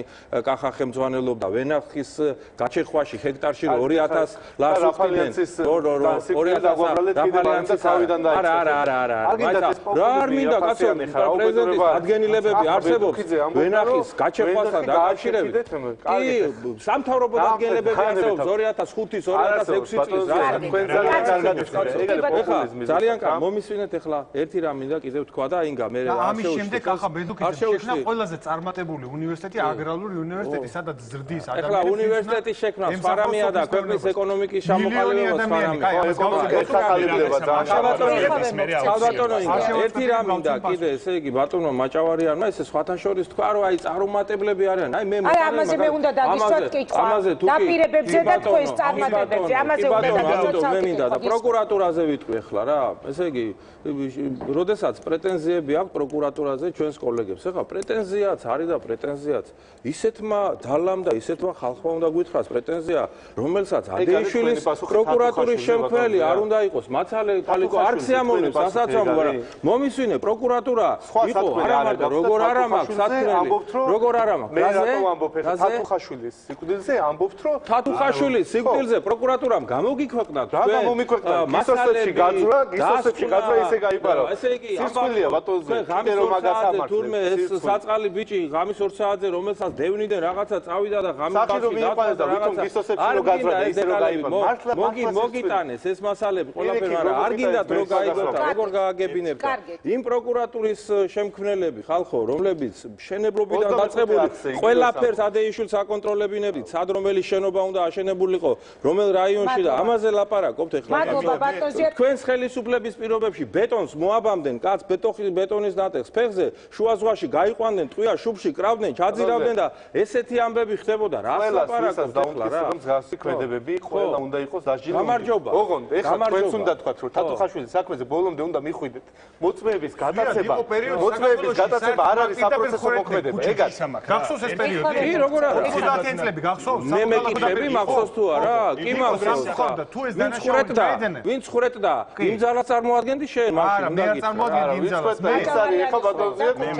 არა, ეხო არ მithქვა. იმ ძალას წარმოადგენდა ეხლა პატარა რეპლიკა უნდა და შემდეგ ბატონ პავლეს და თქვენ გაძლევთ სიტყვას. ელემენტარულად აქ იყო საუბარი, რომ თითქოს ეს არის ცდელობა ის რომ წარუმატებელი ეკონომიკა და ასე შემდეგ და ასე შემდეგ. ნუ ეკონომიკის წარმატებულობაზე, არ წარმატებულობაზე ცალკე ვილაპარაკოთ, მაგაზე საუბარი ზედმეტია, კი ბატონო, თითოეული საქმე იმაზე ვილაპარაკოთ, მაგრამ მე მინდა ერთი რაღაცა ვიცოდე რა. მე მინდა ერთი რაღაცა მწამდეს ამ ქვეყანაში და ეს იყოს ესე. ეს ვიქნები მე, ჩემი ნათესავი, თუ ჩემი ახლობელი და ჩემი მეგობარი. ეს იქნება საერთოდ ჩემთვის უცნობი ადამიანი, მისთვის ნათესავი ან მისთვის ახლობელი ადამიანი, მინდა რომ მქონდეს აბსოლუტურად ერთნაირი შესაძლებლობა. მინდა რომ ვიცოდე, რომ ვიღაცა ჩემზე უსამართლოდ რომ ზემოქმედებას განახორციელებს, ის იქნება დასჯილი ადრე თუ გვიან. თქვენ კარგად წარმოგიდგენიათ, რას ნიშნავს უსამართლობის განცდა? უსამართლობის განცდა, რომელმაც პრაქტიკულად, რეალურად მთელი საზოგადოება, ლამის საზოგადოების ძალიან მნიშვნელოვანი ნაწილი აქცია იმ ადამიანებმაც, რომლებმაც მიმართეს უკიდურეს საშუალებას. თქვენ იცით, რას ნიშნავს უსამართლობა, რომლებმაც დაანგრიეს ოჯახები, რომლებმაც დაანგრიეს სიცოცხლე. ეს არის ის რომ დღეს ქვეყანაში მე კიდევ ერთხელ მიმართავ სამართალდამცავებთან დაკავშირებით გეტყვი ერთ რაღაცას. მაქვს ერთი მოთხოვნა, აბსოლუტურად ერთი მოთხოვნა, რომ გქონდეთ უმაღლესი სტანდარტი. იმიტომ რომ არც ერთი კითხვა არ დაიშვეს, მაგრამ დღეს რაც ხდება ქვეყანაში, ვინც კი დამნაშავეა, ბატონო პავლე, ვინც კი დამნაშავეა, უნდა დაისაჯოს, იმიტომ რომ შენც მეთანხმები და მეც ვიცი და შენც იცი. წარმოდგენა გვაქვს, ეხა ისე ბატონმა ბენდუგიძემ რო არ მოგმართოს და დავასრულებ ერთად, ბატონმა ბენდუგიძემ არ მოგმართოს და არ გითხრა ზუდანაშაულობის პრეზუმპციაო, კარგად ვიცით ამ ქვეყანაში როგორ ხდებოდა ბევრი რაღაცა. ამიტომ უნდა გააგრძელოთ. არა, არაფერს არ ვაგრძელებ. არაფერს არ ვაგრძელებ, მაგრამ ეთილი ვინებოთ და პასუხისგებლობა ავიღოთ იმაზე, რაც ხდებოდა. იგივე ხალხო არ არის მარტივად ეს ყველაფერი. ეს ადამიანები, არა, მეც მოვთხოვ, ჩემსაც ვთხოვ პასუხს და მოვთხოვ კიდევაც, მაგრამ ეს ადამიანებმა აუცილებლად უნდა მიიღონ ის განცდა, რომ დანაშაული არ დარჩება ისე. ამ ადამიანებმა დაანგრიეს. როგორ? უნდა მიიღონ, თუ არა მაგრამ უნდა დამთავრდეს. თუ ვინმე არის დანაშაული, ის უნდა დაისაჯოს. ეს არის რეალობა. იმიტომ რომ ამ ყველაფერმა მიიყვანა ეს ქვეყანა ამის მაგას. ხა ბიზნესები დაამთავრეთ, ბიზნესები დაამთავრეთ, გამოღრმოდნენ ყველაფერი.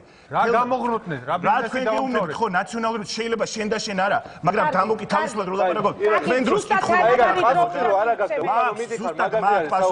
მაგარი ზუსტად ანალოგიური სტანდარტი ჩემების მიმართ, ჩემი ხელისუფლების მიმართ, ჩემი კოლეგების რა გამოღრმოდნენ ბიზნესი და ეკონომიკა შეადარე რა იყო 2003 წელს გამოღრმოებული და ჩაბნელებული და ჩაოხრებული ქვეყანა იყო კრიმინალებით და კორუფციით წავდა მე გამოღრმოდე ბიზნესი? კი ჩtildeოვანი ეკონომიკა გამოიყვანე კი ჩtildeოვანი ეკონომიკა მაგაზე არ გეუბნები მაგრამ რამდენი ადამიანი გააყავეთ მაშინდელი ბიზნესმენები რამდენი ადამიანი გააყავეთ ყველა იმაში კითხვა კუნჭულში კონტრაბანდა და გამისიყო. გარკვეულად ჩამოგითვალე. ბატონო, ჩამომითვალე და ყველა მაგოს პასუხი და როცა ბედუკაძე გმირი ყავს, მე ნუ მეუბნები ციხეში არა, მე არანაირი გმირი არავინ არ ამყავს. შენმა პროკურორმა არავინ არ არის. ჩემთვის გმირი არის ადამიანები, ვისმენდები თავს. ისინი არიან ხოლმე. მე გამოღრმობ ბიზნესს. ძალიან კარგი პოზა არის. გაიწევი ყველაფერს და პავლე კუბაშვილი და მიხეილ მაჭავარიანი არის ეხლა რომელზეც შენი პროკურატურა, შენ რო დიდი სამბით შენი პროკურატურის თავარი მოწმე არის ბედუკაძე. შენი პროკურატურის თავარი მოწმე არის ობაბეკაური. აი ეგეთი ხალხით ეგა ხო და მაგას ვამბობ. მე არანაირი ზეგავლენა არ მაქვს პროკურატურაზე, მაქვს მოთხოვნა. როგორც მოქალაქეს და პარლამენტს. აზაშვილს რო ხერს დააფარე. როდესაც ობაბეკაური გეყოლება მოწმე, ბედუკაძე გეყოლება მოწმე, ბასტუ და ბუგდუ იქნებიან შენი გმირები. მე არ უნდა მელაპარაკო. დიდი მადლობა. რამდენიმე წუთში რეკლამის შემდეგ მოვისმენთ მიხეილ მაჭავარიანის და პავლე კუბაშვილის პასუხებს და შეპირებული უпростоრედ არჩევნებამდე გაცემული დაპირებები რა შესრულდა და რა ვერ შესრულდა. რამდენიმე წუთში ისევ დებატებით ვართ ეთერში.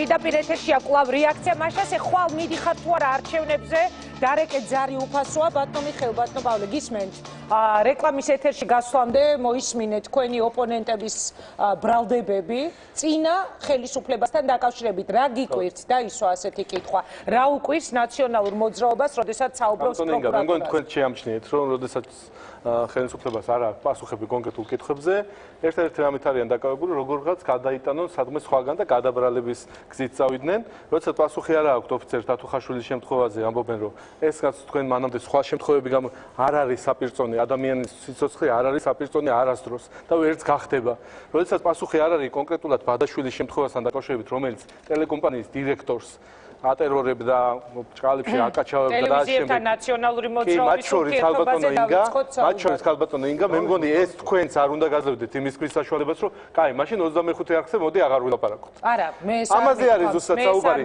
მნიშვნელობა აქვს იმას რომ ეხლა რო ხდება ეს ფაქტები ამაზე რეაქცია თუ არა აქვს თქვენც თუ მაგას იტყვით რომ მოდი მაშინ გავჩუმდეთ იმიტომ რომ ადრე ხომ მოხდა იმედში ხო რაღაცა შენი ფასი და მე ვილაპარაკო იგივე საკეთებს ამაზე არის პოლიტიკური შეფასება მაინტერესებს პავლე შენი პოლიტიკური შეფასება მაინტერესებს რაც არ უნდა გააკეთოს პოლიტიკური შეფასება მაინტერესებს 7 ნოემბერს დრო უნდა გადავანაწილოთ წავიდა ვადამდე საპრეზიდენტო არჩევნებზე ყველაზე მარტივი შეფასება გააკეთა და ყველაზე მძიმე პოლიტიკური ვადამდელი საპრეზიდენტო არჩევნებზე ეს უთხარი ქართულ ამომრჩეველს უთხარით კარგია 2008 და პასუხიც მიიღეთ ქართველმა ამომრჩეველმა გამოხატა თავის პოზიცია. წავაგეთ ჯერ კიდევ როგორ გამოხატა კიდე საკითხავია რა. გამოხატა წავაგეთ თბილისი და 2008 წლის ხმამაღლა და ბევრჯერ გაიმეორებთ მეს მიხარია. ბატონო ირაკლი თქვენ ეძებეთ პრობლემები წარსულში დღევანდელს არ შეხედოთ და შორს წახვალ. მე პრობლემებს დღესაც ვეძებ და ბევრს უკვე ხო მიხვედით შორს. შედეგი ხო მიიღეთ უკვე პირველ ტურში. ხო გაჩვენა თბილისმაც რა მხარდაჭერა გაქვთ და როგორ შემცირდა ხარ. კიდევ უარეს შედეგს მიიღებთ, იმიტომ რომ ეგრე იქცევით. იმიტომ რომ მარტო წარსული გაინტერესებს და დღევანდელობას თუ არ საუბრობთ, იმიტომ რომ დღეს საუბრობთ რომ ეკონომიკა არის თურმე ძალიან მაგარი და თურმე გამოსწორდა ყველაფერი და წინ მივდივარ. რაზე ვლაპარაკობთ? ტყიბულზე გეტყვით, ჩემი რაიონის მაგალითზე გეტყვით. ნახეთ რა მდგომარეობაა შახტებში და რა მდგომარეობა იყო ჩვენ დროს. ნახეთ როგორი არის ადამიანს, რომელსაც ჰქონდა ხელფასი 1000 ლარზე მეტი და დღეს აქვს 700 ლარი. შენ რას ეთქვი იმას, რომ სახელმძღვანელოები შენი შვილისთვის გავხადე უფასო წლის ბოლოს შეიძლება გქონდეს სამჯერ იყიდა იმ სახელმძღვანელოებს. ამ ადამიანებს ხელფასი დააგდათ, სამუშაო დააგდათ. ტყიბულში იმ შახტებით მუშაობდა მთელი ქალაქი, მთელი რაიონი. დღეს გაჩერებულია, იმიტომ რომ აღარაფერი აღარ კეთდება, იმიტომ რომ ხვალინდელი დღის განცდა არ არსებობს, იმიტომ რომ ყველაფერი უკან მიდის. სოფლის მეურნეობაზე თქვენს რომ აი ჩვენ რა კარგი, კი, კარგია, ძალიან კარგია, შარშან გლეხებისთვის იყო დახნა, დაფარცხვა, იყო სხვადასხვა დახმარებები წერს თქვენს რომ მოდი მარტო დახნა იყოს, იმიტომ რომ შარშან გლეხებს ხო დავეხმარეთ და მათ შემოსავალი გამდიდრებული გლეხი გინახავთ. სადმე გინახავთ ადამიანი რომ ერთი წლის მოსავალით ისეთი შემოსავალი აქვს, რომ უკვე აღარ ჭირდება წელს დახმარება, მეტი აღარ ჭირდება, აღარ უნდა. კარგია სოფლის პროგრამა რო კეთდება, უბრალოდ თანმიმდევრულობა ამაშიც არის საჭირო.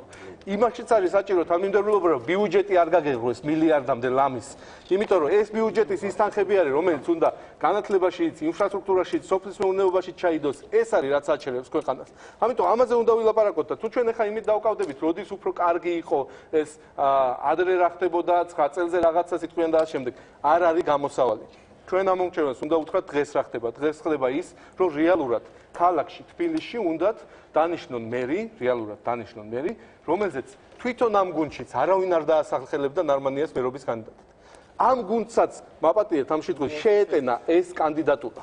რას ნიშნავს უკაცრავად? სხვა უფროსმა თქვა. უფროსმა თქვა და ვეღარ გადავლენ, თორემ ქალბატონო ინგა, თქვენთვის რო ეკითხათ, ვინმე დაასახელეთ მერობის კანდიდატად თბილისშიო. მე რამდენად გაგახსენდებოდათ ნარმანია? არა, მე ქართულ ოცნებასთან არასოდეს არანაირი კავშირი არ მქონია, ასე რომ რო ეკითხათ ზოგადად. ამაზე არის საუბარი. აქ იმაზე კი არ არის საუბარი. თბილისელების ნება არც თბილისელების ნება არ აინტერესებს, ხა იციან რომ რაღაც საბაზისო რეიტინგი არსებობს, ხარდაჭერა ბოლომდე ამოწურული არ არის, თუმცა ძალიან მნიშვნელოვნად ავარდა და ამით არიან და არხეინად. ამიტომ მე ჩემი კოლეგების ადგილას არ ვიქნებოდი ესე თავდაჯერებული და მაინც იმ პრობლემებზე გავამახვილებდი ყურადღებას. კარგით, მე რომ დროთანაბრად გადავანაწილო, ბარემ კითხვა დაგისვათ ბატონო მიხეილ და პასუხიც ალბათ ამ კითხვასთან ერთად იქნება. არ შეასრულა ოცნება მის დაპირებები, რომელიც ხალხს მისცა და თქვენ იმედოვნებთ, რომ ხვალინდელი არჩევნების ბედს ეს რამენაირად შეცვლის? ამის ყველაზე კარგი პასუხი იყო არჩევნები, რომელიც 15 ივნისს იყო. მოსახლეობის დიდმა ნაწილმა ჩათვალა, რომ ის მოცულობა დაპირებების ოცნებამ არ შეასრულა და სწორედ ამიტომ იყო ის მხარდაჭერა, რომელიც მათ აქვთ. მოლოდინი გაცილებით მეტი იყო და ეს გასცეს ეს მოლოდინი, იმიტომ რომ კამპანია ასე აწარმოეს, მოლოდინი იყო რომ მოდის მილიარდერი, ყველაფერს გააკეთებს, იქნება ბევრი სამუშაო ადგილი, იქნება 220 ლარიანი პენსია, იქნება 1 ლარით შემცირებული საწვავი, იქნება მედიკამენტები ფაქტურად უფასოდ შეგიძლია მიხვიდე და აიღო. ხვალ ძალიან მნიშვნელოვანი არჩევნებია ამ ხრიდან რა. ჩვენ ხვალ უნდა ვთქვათ, რომ გავაგრძელოთ ეს პოლიტიკა, რომ ჩვენ დავიწყებთ საუბარს 25 არხზე, თქვენ გვეტყვით იმედისადე არის, ჩვენ დავიწყებთ საუბარს ციხეში რა ხდება, თქვენ გვეტყვით, თქვენ დროს რა ხდებოდა. ჩვენ დავიწყებთ, ამიტომ მუდმივად წარსულში ვილაპარაკებთ, გაჩნდება პრობლემა და უცებ სანახაობას შევთავაზეთ, იქნება პრობლემა და აი ამით მოგვარდება ეს სამართლიანობა აღდგება. ქვეყანაში მე შემიძლია გითხრათ რა გაიზარდა. გაიზარდა პრემიები. ფანტასტიკურად გაიზარდა პრემიები და დღეს კიდე ერთი მაგალითი იყო სხვათა შორის წალტუბოში, როდესაც მუნიციპალიტეტში კარგად იცით 17 მათემატიკა და ხო გაყავით არა რეალურად ვიზია იქ საუბარი ხო იცით რეალურად რა ხდება კი 17 ივნისს გაიცა პრემიები იმ თანამშრომლებზე რომელიც მანამდე იყვნენ შებულებაში და ეხმარებოდნენ მოქმედ ეხლა არჩეულ გამგებელს გაიზარდა უმუშევრობა ინგა და ეს არ არის ჩემი მონაცემები ეს არის უკვე საქსტატის მონაცემები რომელსაც ჩვენ დროს ჩვენი დრო იყო და ეხლა 10 სტატის მონაცემებია გაიზარდა ფასები ბენზინზე გაიზარდა ფასები სურსათზე გაიზარდა ფასები მედიკამენტებზე გაიზარდა კრიმინალი და კრიმინალური ავტორიტეტი რემენაზე მიდის, ესე იგი, დაკარგეს ეს კაცი აეროპორტში. ხო წარმოგიდგენიათ? უკრაინამ გამოუშვა და გაქრა ეს კაცი. ვინ დაკარგა? ხელისუფლებამ. რატომ? ვისი ინტერესი იყო? ამბობენ, რომ კონკრეტული ადამიანი ილა კალანდაძე მანქანა დახვდა და ამაზე გამოძიებაც არ უწარმოებია. არა, ხელისუფლება ახსენეთ თქვენ და ხელისუფლებაში ვისი ინტერესი. იცით როგორ იყო ინგა? გამოიწერა დოკუმენტი, კონკრეტული დოკუმენტი გამოწერა საკონსულომ და ეს ადამიანი ჩასვა თვითმფრინავში უკრაინის სამართალდაცვა ორგანოებმა. თვითმფრინავში რა შეიძლება დაიკარგოს? გამოვიდა თბილისში ეს კაცი არ არის. შემოვიდა საქართველოში ლავასოღლი, რომელსაც სხვადასხვა არის ეჭვი, რომ პროკურორის მანქანა რო აფეთქდა, ამ ადამიანის ხელი ურევია, ახლა ბათუმში. რა შემცირდა? ეკონომიკა შემცირდა ბიუჯეტი და ეს პრობლემები არის დიდი მადლობა. რაც შეეხება პრობლემებს, რამაზეც ირაკლი ამბობს. თუ ვინმეს გონია, რომ მე ყველაფერს ვარდისფერ ფერებში, გეტყვი ყველაფერს. ვარდისფერ ფერებში ვიყურებს და ის გადაცნომები, რაც არსებობდა.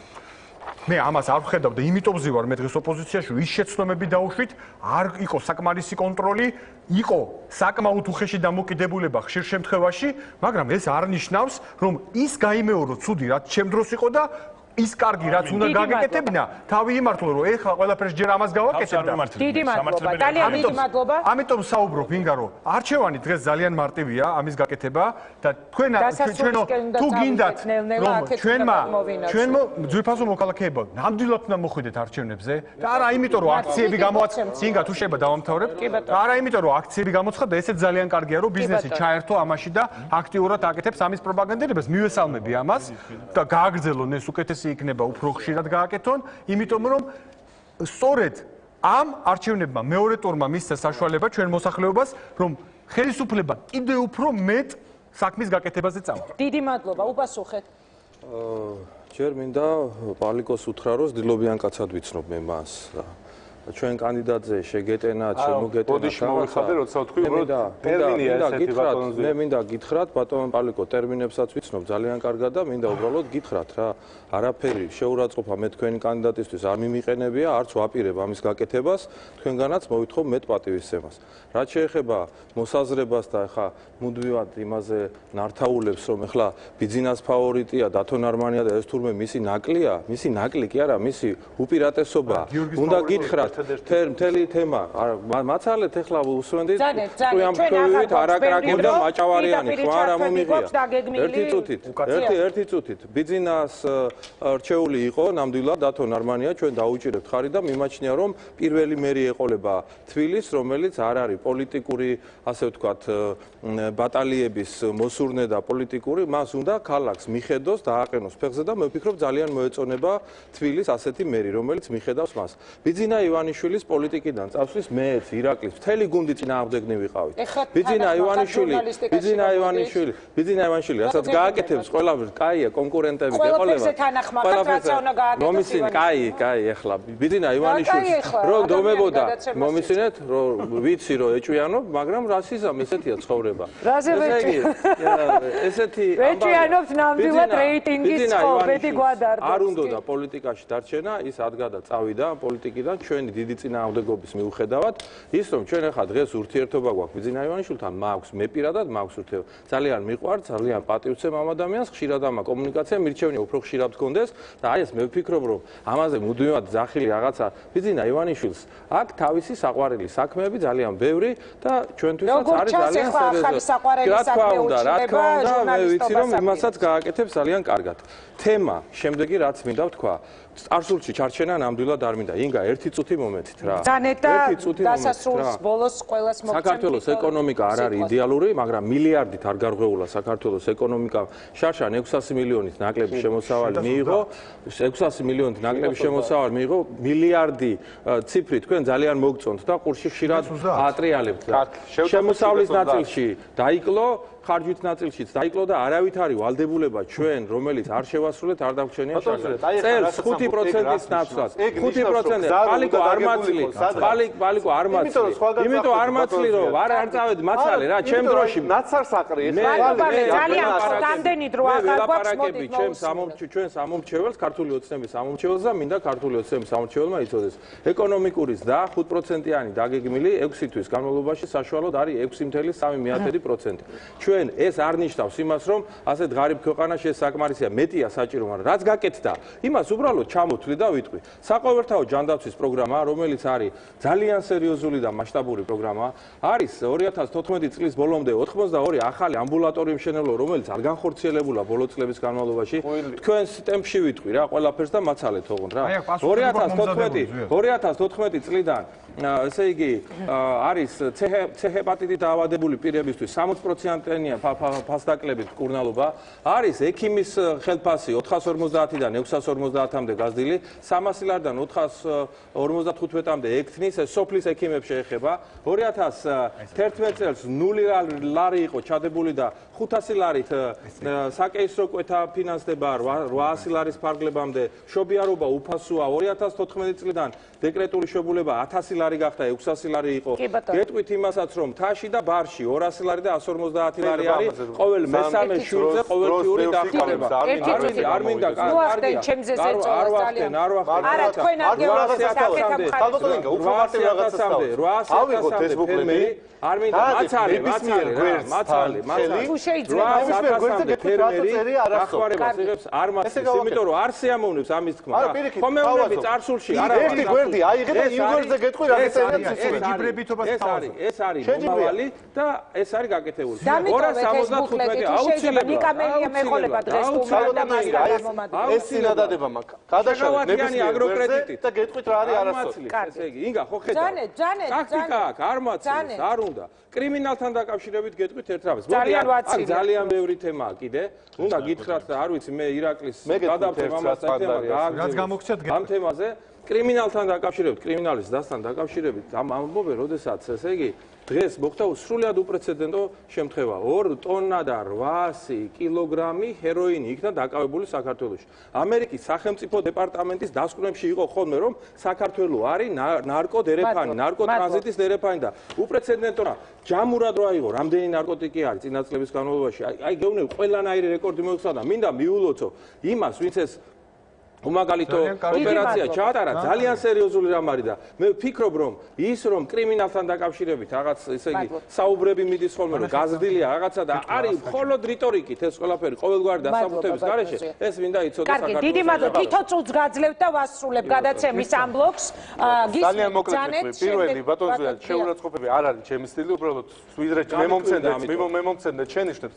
ბატონი კალაძე, როდესაც ჯამბას ეძახის სხვადასხვა კანდიდატებს, აი იმას მოკითხეთ, რომ ცოტა თავი შეიკავოთ ამ რაღაცებს. პალიკო, იმ ეთერში თვითონ უპასუხონ და ამ ეთერში მე უნდა გიპასუხო შენ. ძალიან გადავაცილე. მე მაგას ვამბობ, ამიტომ თქვენ ხო ჩემს მიმართ კრიტიკული ხართ, ასეთივე კრიტიკული მინდა რომ თქვენი ვიცე-პრემიერის მიმართაც იყოს. მეორე რა შეეხება ამ ბუკლეტს, ეხლა ვეკთავაზობთ. ნებისმიერ გვერდს აიღეთ ხელი და ადეთ, რომელ გვერდზეც იტყვით, იმაზე გეტყვით რა არის შეცდომა, რა არის არასწორი, რაში ატყუებთ ამ ხალხს. ეგ არის მარტივია, ყველა გვერდზე ეგეთი რაღაც არის. თქვენ არ წაიკითხეთ და კიდე ერთი რაღაც არის ძალიან მნიშვნელოვანი 2013 წელს განადგურდა 3 მილიონი მავნებელიო. ეს ალბათ საჯარო მოხელეებით ადიოდნენ და ამას ამოწმებდნენ და იწერდნენ და რაოდენობას დათან. ეგეთი რაღაცეებით გინდათ რომ ფონს გავხიდეთ და არ გამოვა ეგრე. უფრო ერთი წუთი გაქვთ მხოლოდ, უნდა ჩაეტიო. ხარჯების შემცირდება, მოკლედ ვიტყვი და დავამთავრებ. ხარჯების შემცირდება ბატონმა ზუიადმა. მე რა ბიუჯეტი კი გაირღვა 700 მილიონი, მაგრამ ხარჯი რას ნიშნავს მეგობრებო ეს ხარჯის შემცირება? ხარჯის შემცირება ნიშნავს იმას 700 მილიონის, რომ გზა აღარ დაიგო კონკრეტულ სოფელში, წყალი არ გაკეთა კონკრეტულ ქალაქში, არ მოგვარდა ინფრასტრუქტურული პრობლემები, ეს შეამცირეს. თორე თავისი პრემიები კი არ შეუცილებია. 138 მილიონით მეტი დაიხარჯა პრემიებში და ხელფასებში, ვიდრე წინა წლებში. როცა ნახეთ 700 მილიონი გარღვევა, რა ეკნათ ახლა თავის თავს ხო არ დააკლებდნენ, აიღეს და ჩამოაჭერეს გზების მშენებლობა, წყალზე კომუნიკაციის გაკეთებას და ამ შემდეგ და ამასობაში პრემიებში გადაიღეს. დიდი მადლობა, უპასუხეთ და უნდა დავასრულოთ თითო წუთი მხოლოდ. არ მინდა ისე გამომივიდეს, მაგრამ ელემენტარულად მინდა ვთქვა, რომ ის უზუსტობები და არასწორი ინფორმაცია, რომელსაც ნაციონალური მოძრაობა აჟღერებს ამა თუ იმ ეთერში და ამას მნიშვნელობა არ აქვს, ვინ აჟღერებს აბსოლუტურად ერთი და იგივე ხმაში მიმდინარეობს საუბრო, მე მაგას გირჩევდით, უბრალოდ ჩავიწეროთ და ჩავთოთ ხოლმე ეთერში და ზუსტად იგივე პრინციპი იქნება. მნიშვნელობა არ აქვს, რაც უნდა არგუმენტი უთხრათ ჩვენ ამათ და მიუხედავად იმისა, რომ ბატონო მიხეილ, ნამდვილად არ ვარ ის ადამიანი, რომელსაც მინდა წარსულში ჩავრჩე, ნამდვილად არ ვარ ის ადამიანი, რომელიც მინდა გავიხსენო 2000-იანი წლები, ნამდვილად არ ვარ ის ადამიანი, მხოლოდ რომელიც დღევანდელი დღით ვფიქრობ, ხვალინდელი დღით ვფიქრობ, ნამდვილად, მაგრამ ნაციონალურ მოძრაობაზე მხოლოდ წარსულში მეფიქრება, იმიტომ რომ მე ვთვლი, რომ ნაციონალური მოძრაობა დღეს სამწუხაროდ კი საბედნიეროდ შეიძლებაც იყოს, არის წარსულის ძალაუფლება და ჩვენ კიდე მომავალში ვიყურებთ და ვცდილობთ რომ ბევრი რაღაცა გავაკეთოთ. რაც შეეხება ბიუჯეტში ეს ისეთი ბიუჯეტია, რომელიც არასოდეს არ ყოფილა ესე მოქალაქეზე ორიენტირებული და ჩვენს თანამემამულეებზე ორიენტირებული. ეს ბიუჯეტი არასოდეს არ ყოფილა ესეთი ტრანსპარენტული და ეს ბიუჯეტი არასოდეს გამახსოვრებელი პალიკო ბოდიში. არა, მაგიტომ არა, იმიტომ რომ პრემიებზე მიპასუხეთ, რატო გაიზარდა ეს ბიუჯეტია, რომელიც მიხეილ სააკაშვილს მილიარდი არ აქვს თავის ჯიბის ფულად რა. ეს ის ბიუჯეტია, დამიჯერე რა. ეს ნამდვილად ის ბიუჯეტია. 700 მილიონზე არის ძალიან მაგარია თუ ცუდია, მაგას ჩვენი ამომრჩეველი ძალიან დიდი მადლობა. მხოლოდ ერთი წუთი, ძალიან გთხოვთ.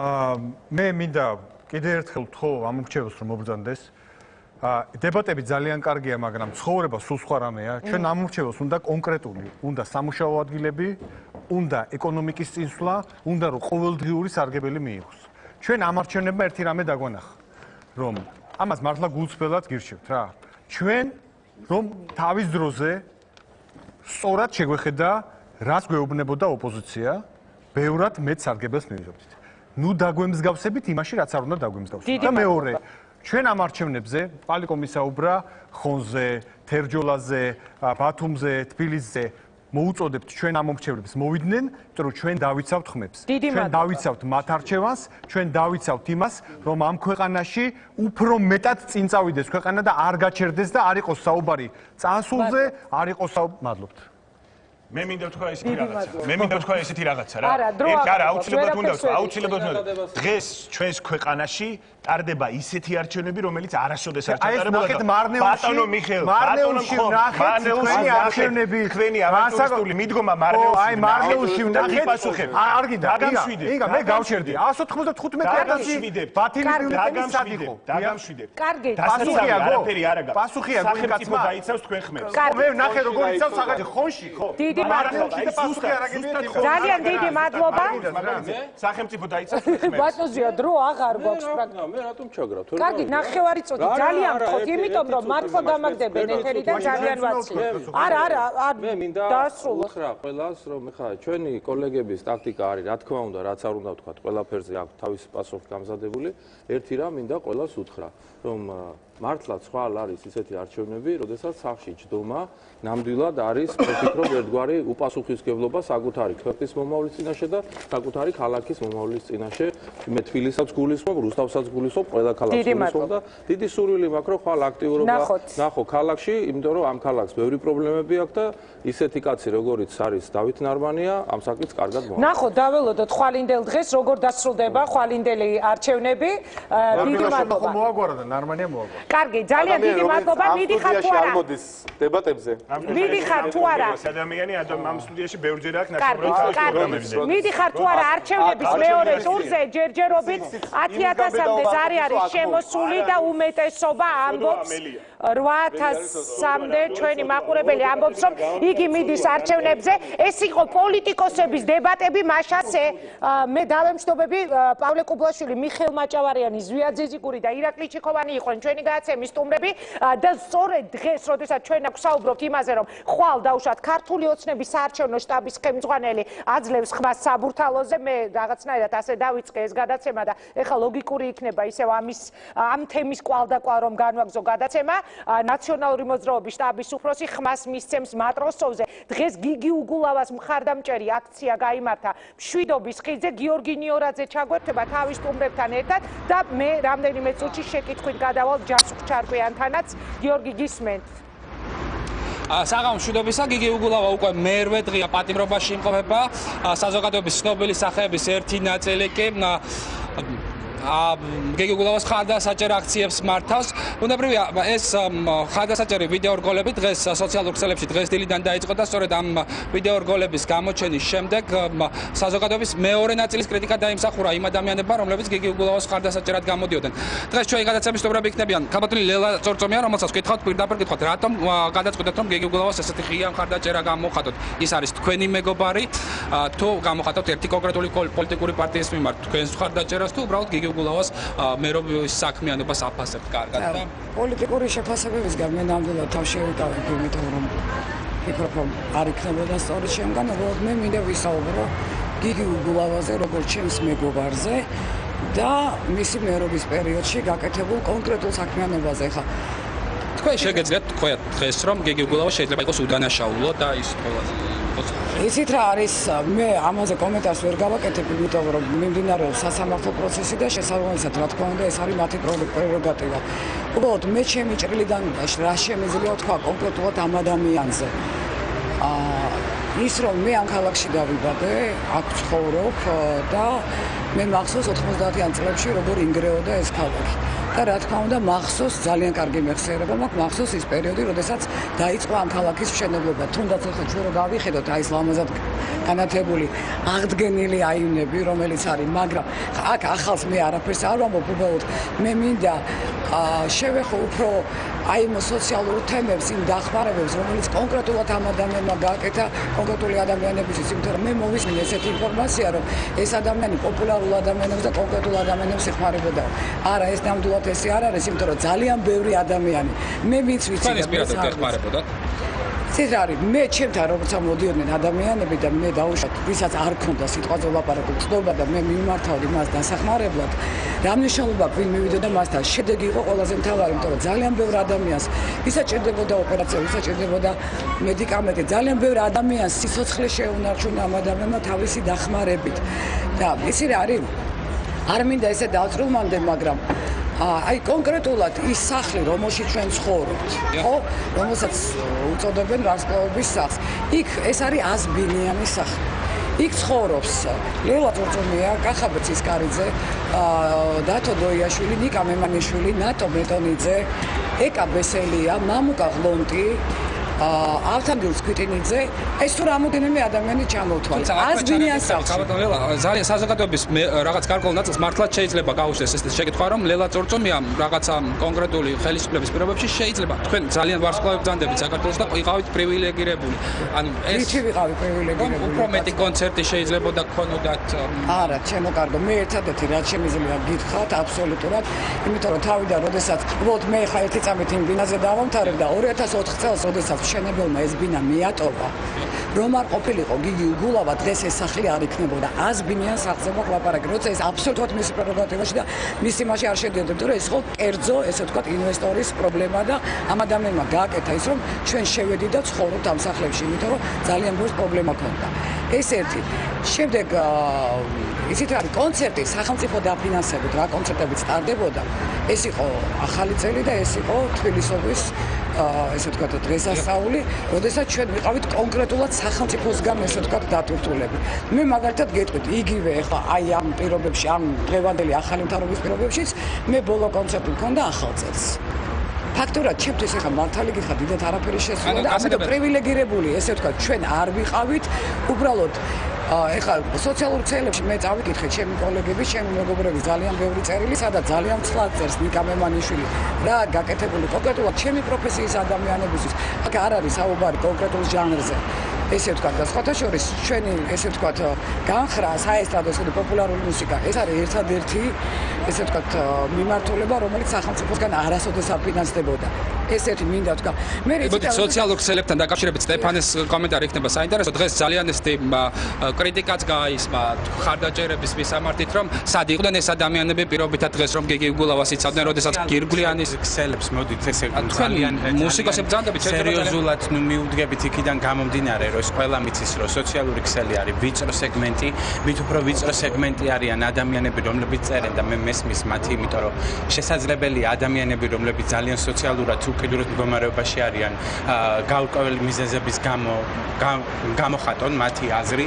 მე აქ კიდევ ვიმყოფები იმისთვის რომ უბრალოდ გარდა იმისა რაც ძლევა მილაპარაკა მე მაგალითად გაკურებული ვიყავი მისი დაკავებით ანუ ამას მინდა შევეხო იმ მხრივ რომ ვინც გიგი უგულავას იცნობს ახლოს და ესეთი ადამიანები ძალიან ბევრი ვართ როგორც მეგობრის სტატუსი მე როგორც მეგობარი რა თქმა უნდა მაგრამ მე ზუსტად ვიცი რომ ამ ადამიანს იმდენი საპასუხისმგებლო საქმე აქვს გაკეთებული რომ ის რაღაცა ელემენტარული რომ ის გაფრინდებოდა და აღარ ჩამოვიდოდა უკან ამისი არჯერა იმასაც კი ვისაც ხელი ურევია მის დაკავებაში ვერავინ ვერ დამაჯერებს იმას რომ გიგი უგულავაზე ვინმე ფიქრობდა იმას რომ მას კაცობა არ ეყოფოდა ოდესმე და მყარად არ დადგებოდა და არ ჩამოვიდოდა თქვენ შეგიძლიათ თქვათ რომ ის შეიძლება იყოს სასამართლოს გადაწყვეტილებამდე უდანაშაულო და ის შეიძლება იყოს რაღაც პოლიტიკური პატიმარი ყოველ შემთხვევაში სანამ სასამართლოს არ აქვს დასკვნა გამოტანილი იქამდე ჯერჯერობით ის უდანაშაულოა და შესაბამისად აი ესეთი მკაცრი ზომებით იმიტომ რომ ის არ არის ჩვეულებრივი ადამიანი, ვიმეორებ მას ბევრი საპასუხისმგებლო საქმე აქვს ჩაბარებული ძალიან ბევრი ადამიანისთვის და ვფიქრობ აი ესეთი ფორმით მისი დაკავება არ არის მინიმუმ ლამაზი, არ ვიცი და ამის ამ ხრივად შეიძლება აღშფოთება სოციალურ ქსელებში ეს იყოფა, ეს არ არის მაინც კონკრეტულად არ ვიცი თუ სწორად გამოგვთქვი, იმიტომ რომ მე ნერვიულობ მსგავსი თემის გადაცემებში ძალიან მიჭირს ხოლმე ჩართვა, მაგრამ მე ჩემს მეგობრულ მოვალეობად მივიჩნიე, რომ ვინმესთვის თუ ჩემს სიტყვებს რამე მნიშვნელობა აქვს, ჩემი აზრი გამომეხატა. ბატონო, საერთოდ თქვენ რა ასეთ, ანუ თქვენი პროტესტი რამდენადე შეიძლება გაგრძელდეს და საბოლოო მოთხოვნა რა არის? ეს არის პროტესტი, მხარდაჭერის აქცია თუ? ეს არის მხარდაჭერა, ეს არის ის თანაგრძნობა, რომელიც მე არ მგონია ადამიანებმა ზოგადად ცოტათი დავივიწყეთ ის, რომ ადლიერების გრძნობა უნდა გაგვაჩნდეს იმ საქმეების მიმართ, რაც გაკეთებულა. უფრო მეტად გადავედით ერთმანეთის შულზე, ზიზღზე, ურთიერთ დამოკიდებულება გაჩნდა ასეთი და მე ვფიქრობ, რომ პირიქით ჩვენ ცოტათი მეტად უნდა შევხედოთ იმ სიკეთეს, რომელიც გაკეთებულია, საქმეს, რომელიც გაკეთებულია. ეხლა აქ ბევრი კითხვა გაისმა თქვენ პირადად. მე პირადად შემიძლია გითხრათ, რომ არასდროს არანაირი პრივილეგია არ მიმიღია. სიკეთე და დანაშაული ერთმანეთთან როგორ შეიძლება? ეს საქმეზეა ხო აქ საუბარი, საქმე, რომელიც კეთდებოდა და ამ საქმეს მოსდევს დაუშვათ შეიძლება ის რაღაცა დანაშაული თუ ბრალეულობა, რომელიც მას წაუყენეს. ეს უკვე სამართალდამცავების გასარკვევია, სასამართლოს გადასაწყვეტია თუ იყო თუ არა იქ დანაშაული, მაგრამ ამის უკან დგას კიდევ ძალიან ბევრი გაკეთებული საქმე რა. თქვენ ხა უყურებთ აქ ორ შენობას, რომელიც გაჩერებულია და რომელიც დალუქულია. კი, დასაგებია ვიღაცები ამბობენ, რომ ის არქიტექტურულად არ მოწონთ, მაგრამ არავის არ მონდომებია ის, რომ შიგნით შევიდეს და შინაარს ჩაწვდეს იმისას, იქ რა არის შექმნილი და გაკეთებული, რომ სოფლიოში ესეთი დარბაზით შეიძლება იამაყოს, იქ რაც არის შექმნილი და გაკეთებული, ნებისმიერმა ქვეყანამ, რომ იქ 2 წელი შეიძლება დასაქმებული იყოს 300-მდე ადამიანი და მათი სამსახური ყოფილიყო ეს, ამაზე ვილაპარაკოთ. ესეთი საკითხები გავარჩიოთ, რაც გაკეთდა. უამრავი ადამიანი. ბატონ მარინას ვკითხოთ, გაუგზავნეთ თუ არა დღეს წერილი გეგე უგულავას? მე დღეს პირველად მოვედი აქ ხუთი დგას, მაგრამ აი ჩემი წერილი და გზავნილი ციტატ მოვედი.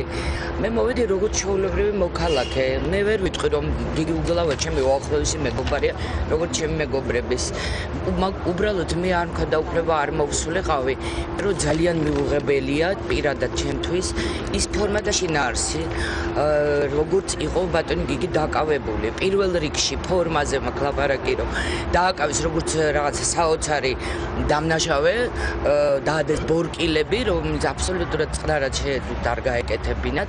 ეს რაც თქვენი მოთხოვნა კონკრეტულად რა არის? ჩემი მოთხოვნა მე პირადად მგონია, ვიტყვი აუცილებლად გეტყვით, მე მგონია რომ აუცილებლად უნდა იყოს განთავისუფლებული და სანამ სასამართლო არ შედგება, არაფერი არ უდგას იმას, რომ განთავისუფლდეს გიგი უგულავა და დაელოდა სასამართლოს და სასამართლომ გადაწყვიტოს დამნაშავეა ბატონი გიგი თუ არა. თუ ჩვენ გვინდა და მივისწრაფეთ ევროპული სახელმწიფოსკენ და რაღაცა ფასეულობებზე ვლაპარაკობ. პირველ რიგში მთავარი ფასეულობა არის უდანაშაულობის პრეზუმპცია, რომელიც არსებობს მთელ მსოფლიოში. სანამ დანაშაული არ არის დამტკიცებული, ადამიანი ითვლება udanašauli. ერთი კითხვით მინდა მოგმართოთ, მე რამდენიც ვიცოდი ამ ჩართვის დროს უნდა ყოფილიყო აქ მერაბ სეფაშვილიც, რომელიც გარკვეული მიზეზების გამო ვერ მოვიდა. თქვენ როგორ ფიქრობთ, თქვენი კოლეგები, რომლებიც კულტურის სფეროში არიან დასაქმებულები, ძალიან ბევრი დღეს გიგი უგულავას ხარდაჭერას არიდებს და ავს? ცეტრა ყველას თავის გადაწყვეტილება აქვს და ყველა იღებს თავის გადაწყვეტილებას. მე ვერავის ვერ დავადანაშაულებ იმაში, რატომ დავუშვათ დღეს არ მოვიდა. მე თვითონ პირველად ბოლოს აქციაზე ვყოფილვარ 90-იან წლებში და ეხლა პირველად მოვედი, იცით? იმიტომ 90 წლიდან დღემდე ახლა პაუზა იყო. ახლა პაუზა იყო, მაგრამ მე არ შემეძლო არ მოსულა. სამწუხარო რა არის, იცით? ამ ყველაფრის ფონად, სწორედ აი ეს არის ჩემთვის ყველაზე მეტად გამაღიზიანებელი. ამ ყველაფრის ფონად ახლავს ის, რომ ეს პერიოდი არაფერი გაკეთებული. რომ ეს ადამიანები, რომელიც მე ვიცი ზუსტად დაუშვათ, რაც გაკეთებულა ჩემ სფეროში დაუშვათ, რამდენი სპექტაკლი დადგმულა მერის დაფინანსებით, რამდენი წიგნი გამოცემულა, რამდენი გამოფენა მოწყობილა, რამდენი ადამიანის რეჟისორის, დიდის, გამოჩენილის, წერლის იუბილეები ჩატარებულა. ამ ადამიანებმა უნდა თქვან, რომ ეს კეთდებოდა, მაგრამ ნუ სამწუხაროდ შეიძლება მათი შემდეგი იუბილე მოდის ახლა და იმ იუბილეს ვიღა გადაუხდის მე. აი თუ ესე შევხედოთ. ანუ თავშეკავება მაინც თქვენ სფეროში ალბათ ეს რა სტეფანე, რა იქნება ეს თავშეკავება? ანუ საზოგადოებას გაუწევთ თქვენი კულტურის სფეროს წარმომადგენლები? მე არ შემიძლია გიპასუხოთ სხვების მაგივრად. თეორიული ვარიანტი არგუმენტები ესე ფილოსოფიურად შეგვიძლია უამრავი დავუშვათ, მაგრამ ზუსტი მიზეზი არ ვიცი, მაგრამ ყოველ შემთხვევაში ის რაც არის იმაზე ვთქვათ, ის რაც კარგია, ის გამოვხატოთ, ის რაც დასაგებია. არქიტექტორებს გითხოთ მოწონთ თუ არა. რა არის იცით? ამ შემთხვევაში გასაგებია ჩვენ პოპულარული ადამიანები, ხო, მაგრამ ჩვენ თუ თვლით რომ დემოკრატია არის ჩვენს ქვეყანაში, მე როგორც ჩვეულებრივი მოქალაქე, მე ხომ აქვს ესე ვთქვათ, უფლება იმისი რომ გიორგი, დიდი მადლობა. იმიტომ რომ იცი რა, ის რაც დასანახია, ის აუცილებლად უნდა დაინახოთ, არ შეიძლება ხო თვალები დავიბრალოთ და თქვა რომ იცი რა, იგი უგულავას არაფერი არ გაუკეთებია, იმიტომ რომ ამ ქალაქში ვიცხოვრებ. ძალიან ბევრი მთავრობა გამოვიცვალე და მე ზუსტად ვიცი, ძალიან კარგად მახსოვს მე რას აკეთებდა, მე რას აფუჭებდა და ეხლა როგორ შეიძლება ადამიანს დაუკარგოს ის რაც გააკეთა და ძალიან ბევრი რამე გააკეთა და მე მილიონჯერ ვიტყავს მისთვის პირში, იმიტომ რომ ყოველთვის მადლიერი ვიყავი ამ ადამიანისა ძალიან ბევრი რამე გააკეთა და ეხლა მე კონკრეტულად იმაზე კი არა მაქვს ლაპარაკი მე რამდენი კონცერტში ვიღებ მონაწილეობას არ არის არ ითვლება მაგითი მე მაქვს ჩემი ცხოვრება ჩემი გზა მაქვს და ჩემ ცხოვრებას მე თვითონ მივხედავ მე ჩემს მადლობ გიორგი ლაპარაკობ გული შემტკივა ჩემ ქალაქს ძალიან დიდია თანადგომას შეუერთდნენ კიდე მე ასე სოციალურ ცელებს თუ შევეხეთ ადამიანების სხვადასხვა პოლიტიკური შეხედულებების ადამიანები რომელიც კიდევ ძალიან სასიამოვნო იყო ჩემთვის წაკითხვა ესეთი ადამიანების პოსტები რომლებსაც აბსოლუტურად სხვადასხვა პოლიტიკური შეხედულებები დიდი მადლობა გიორგი ძალიან თქვენი მხარდაჭერების აქცია გაგრძელდება ანუ როგორც იცით დღეს მშვიდობის ხიძზე სწორედ ამ ხიდს რომელიც კარგი დიდი მადლობა ძალიან დიდი მადლობა ეს იყო გიორგი ნიორაძე მაშასე გიგი უგულავას მხარდასაჭერი აქცია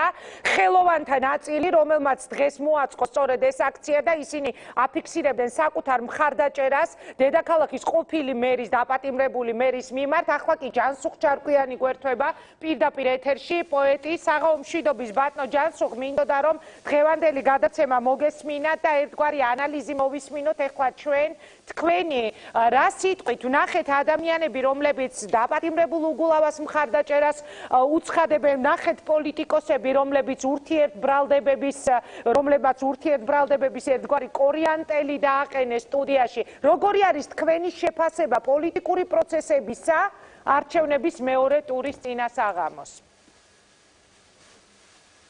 შემოინგა დავიწყე ოდნავ შორიდან მე შენთვის ნათქვამი მაქვს ზომიერება მიყვარს მე იმიტომ რომ შენ ხარ ზომიერი ადამიანი ეს არის გამარჯვება ყველა შემოქმედისათვის ახლა ის ვთქვათ რომ 9 წლის მანძილზე მე ზომიერება სიტყვა აღარ მახსოვდა საერთოდ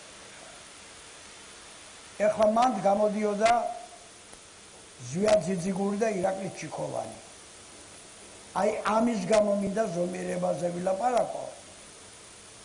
და მახსოვს ხშირად ვამბობ ხოლმე დიდი აკაკის სიტყვებს შუა კაცი ვარ უბრალო არც მიწისა ვარ არც ცისა. მიმხრობი შეიძლება იყო, იმიტომ რომ მიმხრობი ეს არის ღმერთისა აი მონარის ეს ეშმაკის მე მიხარო და დღეს როცა ზვია ძიძიგურის და ირაკლი ჩიქოვანიც ლაპარაკობდნენ ჭეშმარიტებას და არავის არ ლანძღავდნენ ეხლა არ შეიძლება ლანძღვის დრო არ არის ეხლა სიყვარულის დროა და უნდა თქვა ყოველთვის ვისაც უყვარვარ მიყვარს და ვისაც ვძულვარ არ მძულს სიძულვილით ქვეყანა არ აშენებულა აი ამაშია საქმე მაგრამ თავარი ისაა რომ სასამართლომ თავად უნდა გაიმარჯვოს და მე იქიდან მივხვდები ვინ არის მართალი და ვინ არის მტყუანი თავარია სასამართლომ გაიმარჯვოს რას გულისხმობთ როდესაც ამბობთ რომ სასამართლომ გაიმარჯვოს მე ერთ რამეს მოგახსენებთ არ შემიძლია არა ვთქვა როცა ოცნება მოვიდა ერთი მთავარი რაც არის სამართალი მოიტანა სიმართლე რო არის ეს ფაქტია. მე მინდა ერთი რაღაც კიდე დავზინო, რომ კი ბატონო რაღაც არ გაკეთებულა.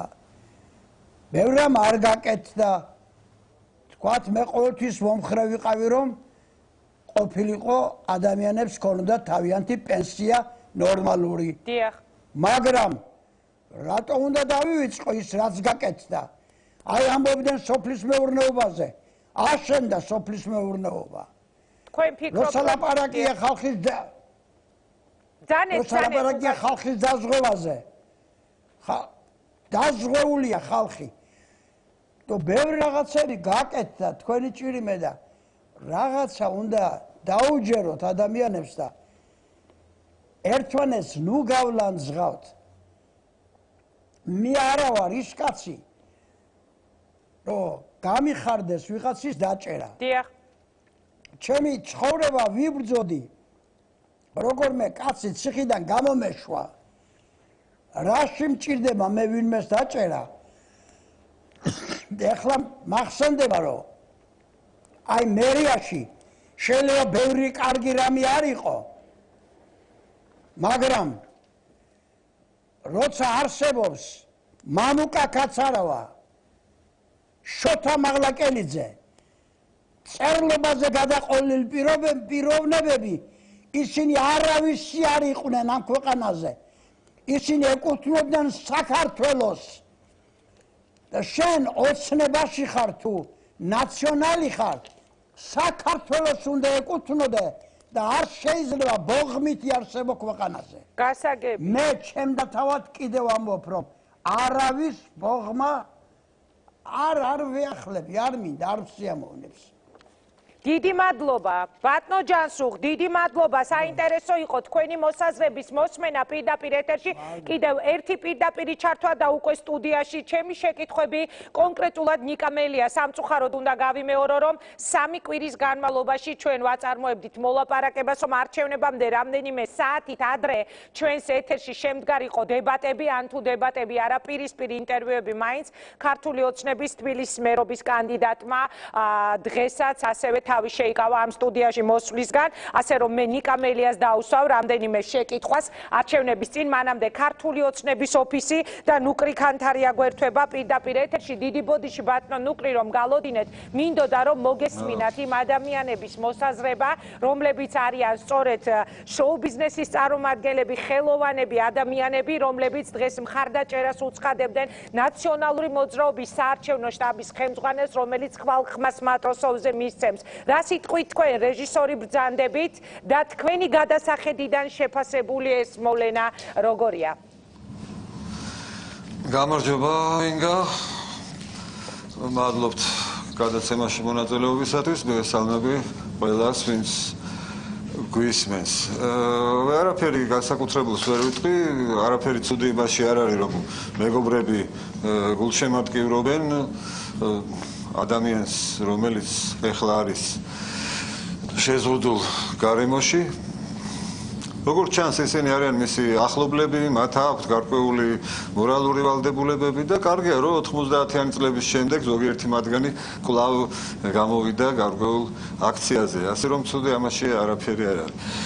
რაც შეეხება უფრო არჩევნებზე მინდა თუ შეიძლება ვთქვათ, მოდით, რომ მიუხედავად იმისა, რომ მეორე ტურმა გარკვეული პრობლემების შექმნა, როგორც ფინანსური, ისე ფსიქოლოგიური დროშიც გაიწელა, უმთავრეს კითხვას გასცა პასუხი და საზოგადოებამ მიიღო ეს პასუხი, რომ საზოგადოების ჩვენი მოსახლეობის გარეშე შეუძლებელია რაიმე მნიშვნელოვანი საქმის გაკეთება, რომ მათი ჩართულობა არის გადამწყვეტი. ეხლა მე გუშინ ჩამოვედი ინგა კახეთის სოფლებიდან, ყვარელის სოფლები მოვიარე და თელავისა და როდესაც ისინი იგებდნენ, რომ აი თელავის გამგებელს დააკლდა 20 ხმა და გაცილებით მეტი სტიმული მიეცათ უკვე, იმიტომ რომ სიმართლე ხო იცით გადამდებია და ეს ნიშნავს იმას, რომ ქართულ ოცნებას და ისინი ამაში დაარწმუნებულები არიან, რომ ქართულ ოცნებას არც მოპარული ხმა უნდა, არც მუქარით წართმეული, მითვისებული ხმა არ უნდა და 20 ხმის გაყალბებას რო არაფერი არ უნდა, ეს ხო კარგად იცით, მაგრამ აი ესეც რო არ იკადრა და აი ამის გამო ისინი გაატკეცებული ენთუზიაზმით აპირებენ მოსვლას და ეს ძალიან კარგი და ძალიან მნიშვნელოვანი რამ ხდება ამ თვალსაზრისით. ამიტომ მე მგონია რომ ხვალინდელ დღეს ბევრ ამას დაესმება, ბევრ კითხვას დაესმება პასუხი და იქნება უმთავრესი წერტილი. კი ბატონო. ერთი კითხვა მინდა რომ დაგისვათ, მეორე ტურის საჭიროება თავისთავად რომ დადგა, ეს ქართული ოცნებისთვის რას ნიშნავს? ნიშნავს თუ არა იმას, რომ ამ მრჩეველი, რომელიც ქართულ ოცნებას დაუშვათ მხარს უჭერდა 2012 წლის საპარლამენტო არჩევნების დროს, შემდეგ საპრეზიდენტო არჩევნებზე დღეს იმ რაოდენობის მხარდამჭერი აღარ ყავს სახელისუფლებო გუნდს. თქვენ რა სიტყვით ამაზე? ეს ნიშნავს იმას, რომ საზოგადოებამ სწორედ პირველივე ტურში ვერ გააცნობიერა ის პასუხისგებლობა, რომ ეს იყო დასკვნითი ეტაპი, ეს იყო მესამე ეტაპი, ის რაც დავიწყეთ 2012 წელს და აი სწორედ აქ უნდა დამთავრებულიყო ეს მესამე რაუნდი და აქ უნდა მომხდარიყო ძალიან ისეთი წერტილის, დიდი წერტილის დასმა, მაგრამ როგორც ჩანს ჩვენც ბევრი რამე ვერ გავაკეთეთ, ვერ მივიტანეთ ეს სწორედ აი ეს ძალიან დიდი მნიშვნელობა ამ ადგილობრივი არჩევნებისა, ისიც მინდა გითხრათ, რომ ჩვენ ამის ტრადიცია არ ქონდა, ჩვენ ავწიეთ 50%-მდე, ეს არის უმაღლესი ლეგიტიმაცია, ამის იქით უკვე აღარაფერი აღარ არსებობს, 50+1 მოგეხსენებათ და ეს ვერავინ ვერ გაბედა, ვერც ერთმა ხელისუფლებამ. იყო 30% თბილისში და ესეც თუ გახსოვთ, რა ბრძოლით იქნა მოპოვებული მაშინ, ხომ? ასე რომ ჩვენ ეს ავწიეთ, ეს გამოცდილება არც ჩვენ ქონდა და არც ამორჩეველს, მაგრამ ის რომ პირველად, მართლაც პირველად მოხდა სწორედ არჩევა ქალაქის მერების და გამგებელს აქამდე ისე ნიშნავდნენ და ისე ხსნიდნენ, რომ ზოგიერთ სოფელში ნამყოფიც არ იყო და ეხლა ყველა სოფელი იცის, ყველა სოფლის მაცხოვრებელთან ხელი აქვს ჩამორთმეული, ეს ძალიან დიდი პასუხისმგებლობა. აი ამაზე წავედით ჩვენ სულ ყველანი და ეს მე მგონი არის სწორედ ძალიან ამხრივ დიდი მონაპოვარი და ეს გააცნობიერა ჩვენმა საზოგადოებამ, მე ღრმად ვწამს, რომ ხვალ იქნება მაღალი აქტივობა და სწორედ იმის გამო რომ ჩვენ მეორე ტურში მოგვიხდა სწორედ და ასე მოხდა. მე არა ვარ მაყოფილი მეორე ტურით, რომ მეორე ტურში ჩვენ კარგი იყო პირველივე ტურში დაგვემთავრებინა ყველაფერი, მაგრამ ის რომ პასუხი გავეცით საზოგადოებას და არავითარი კითხვა აღარ დარჩა არავის გარდა, ნუ ზოგიერთი ახლა ისეთი პარტიებისა, ახლა მოვისმინე მანდ სააკაშვილის მოძმეების ხმაშეწყობილი ლაპარაკი, ნუ ესენი უკვე რა თქმა უნდა ტყუილად ირჯებიან და წარსულიდან გველაპარაკებიან. დიდი მადლობა, თუმცა ის მეორე ტური, რომელზეც თქვენ საუბრობთ, თავის დროზე ბიძინა ივანიშვილისთვის იყო მიუღებელი. მე შეგახსენებთ საპრეზიდენტო არჩევნების წინ მის მიერ გაკეთებულ განცხადებას, რომ იგი იქნებოდა იმედგაცრუებული თუკი მეორე ტური. აი ეს ფაქტი მოხდა და ამას შევხედოთ ყველამ და ყველამ შევხედოთ სწორედ იმით, რომ დამთავრდეს ნაციონალური მოძრაობის ხელისუფლებაში ყოფნა და ეს შეიძლება ხვალ მოხდეს. ძალიან დიდი მადლობა, ეს იყო ჩართვა ქართული ოცნების ოფისიდან, ნუკრი ქანთარია. ჩემს გვერდით უკვე სტუდიაში იმყოფება ნიკა მელია, რომელსაც მე გადავცემ საარჩევნო ნომერი 41-ის მიერ დატოვებულ აქ ბუკლეტს, რა გაკეთდა ქვეყანაში, მაშინ როდესაც დაუშვათ თქვენივე კლიპებში და თქვენი პარტიის მთავარ მესიჯებში ისმის, რომ არაფერი არ გაკეთებულა, რამდენიმე წუთში ძალიან მალე დავბრუნდებით პირდაპირ ეთერში და თქვენთან მექნება პირველი კითხვა. იმ ცნობილი დებატების შემდეგ, ნეიტრალური რომ ერქვა და ნეიტრალურ ტერიტორიაზე რომ ჩატარდა, ამ დებატების შემდეგ თქვენს მიერ გაკეთებულმა რეპლიკამ თუ გასაუბრებამ ნარმანიასთან, რამდენი წელია შენ ცხოვრობ თბილისში, არაერთგვაროვანი რეაქცია გამოიწვია, უფრო მეტიც ძალიან ისეთი სერიოზული გაღიზიანება გამოიწვია, როდესაც ამას ეცნობი სოციალურ მედიაში, განსაკუთრებით იქ არის თვალშისაცემი. რამდენიმე წუთში რატომ უთხრა ნიკა მელიამ, რამდენი წელია რა ცხოვრობ დავით ნარმანია თბილისში, რას ნიშნავს ეს ყველაფერი და ნიშნავს თუ არა აუცილებლად იმას, რომ თბილისში წარმატების გარანტია ისთვის მაინც და მაინც თბილისელი უნდა იყო. რამდენიმე წუთში დავბრუნდებით, სად არის ჩიტაძის ქუჩა.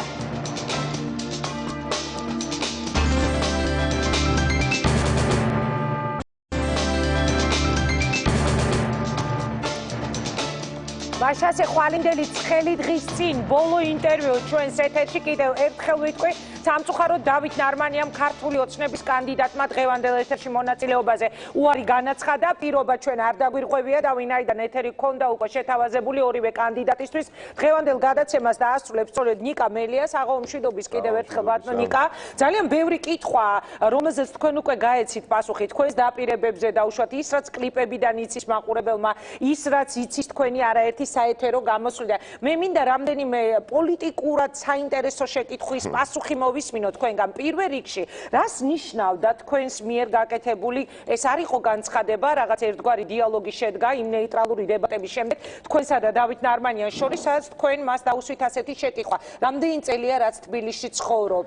რას ნიშნავს ანუ ადამიანი თუ იგი არ არის თბილისელი, თუ იგი ბევრი წელი არ არის რაც თბილისში ცხოვრობს, მას არ აქვს იმის უფლება, რომ კენჭი იყაროს თუნდაც დედაქალაქის ლიდერობაზე? რა თქმა უნდა, ეს არ არის ის, რაც მე ვიგულისხმე, არაერთხელ პრაქტიკულად არ ყოფილა არც ერთი საეთერო გადაცემა ამ კამპანიის მსვლელობისა, ოდესაც ეს კითხვა ჩვენთვის არ დაუსვამთ.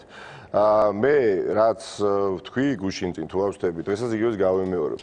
მე ვერ ხედავ ვერანაირ პრობლემას თბილისელობაში და არათბილისელობაში. მე ვხედავ პრობლემას, რამდენად იცნობს ესა თუ ის ადამიანი და ამ შემთხვევაში კანდიდატი თბილისის პრობლემატიკას.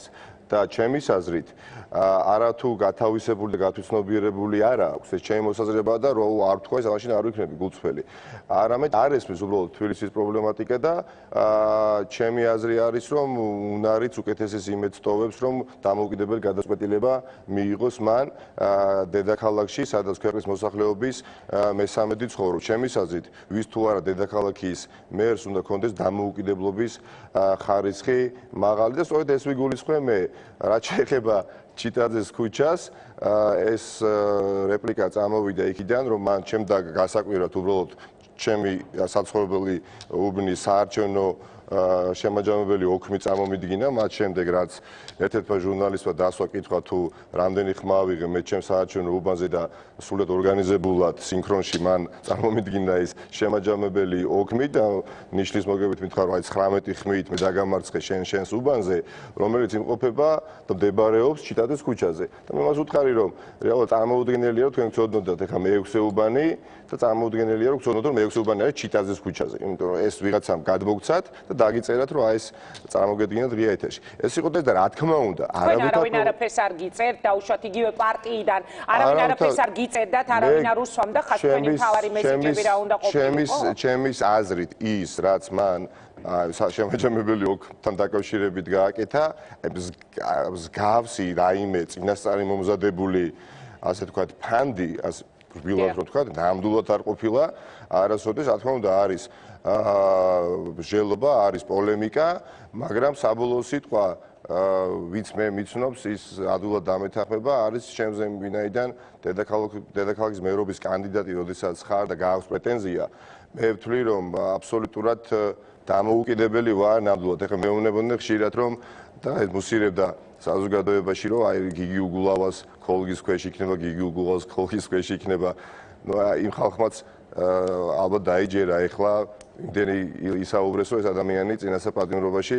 არის ეხლა თუმცა ვფიქრობ რომ ამ თვალსაზრისით ჩვენ შორის არის ძალიან დიდი სხვაობა მე და ჩემს ოპონენტს შორის კიდევ ერთხელ ხალხს ვუსვამ ეს არის ჩემი მოსაზრება და მე რომ აი ეს მოსაზრება ჩემს ამომრჩეველს თბილისელებს თვითფას თბილისელებს არ ვუთხა და არ გავაცნო ვიქნები ასე ვთქვათ არაგულწრფელი მე ვფიქრობ რომ თუნდაც აი დებატები როდესაც იმართებოდა მე განსთამჩებოდა რომ იგი არა თბილისის საზოგადოებას ესაუბრებოდა არამედ ერთ ადამიანს ესაუბრებოდა და ყველაზე მნიშვნელოვანი რა არის ამაზე აკეთებს მინიშნება ჩემი განსთადა შევაბიჭირება ასეთია და მომიტევოს მის მხარდაჭერება მე მგონი ჩემი ასე ვთქვათ სუბიექტური აზრის გავრცელების საშუალება და თბილისის მერს რაც შეეხება იცით აი ბატონი ჯანსუღი საუბრობდა და ერთ-ერთ მის პათოს ბოლოს ვეთანხმები პირველს ნამდვილად არა ბატონი ჯანსუღი ოჯახის ახლობელია მამას მეგობარია მაგრამ მინდა გავეთანხმო იმ ნაწილში, რომ თბილისის მერი მართა სიყვარულს უნდა ასხივებდეს და ჩემის აზრით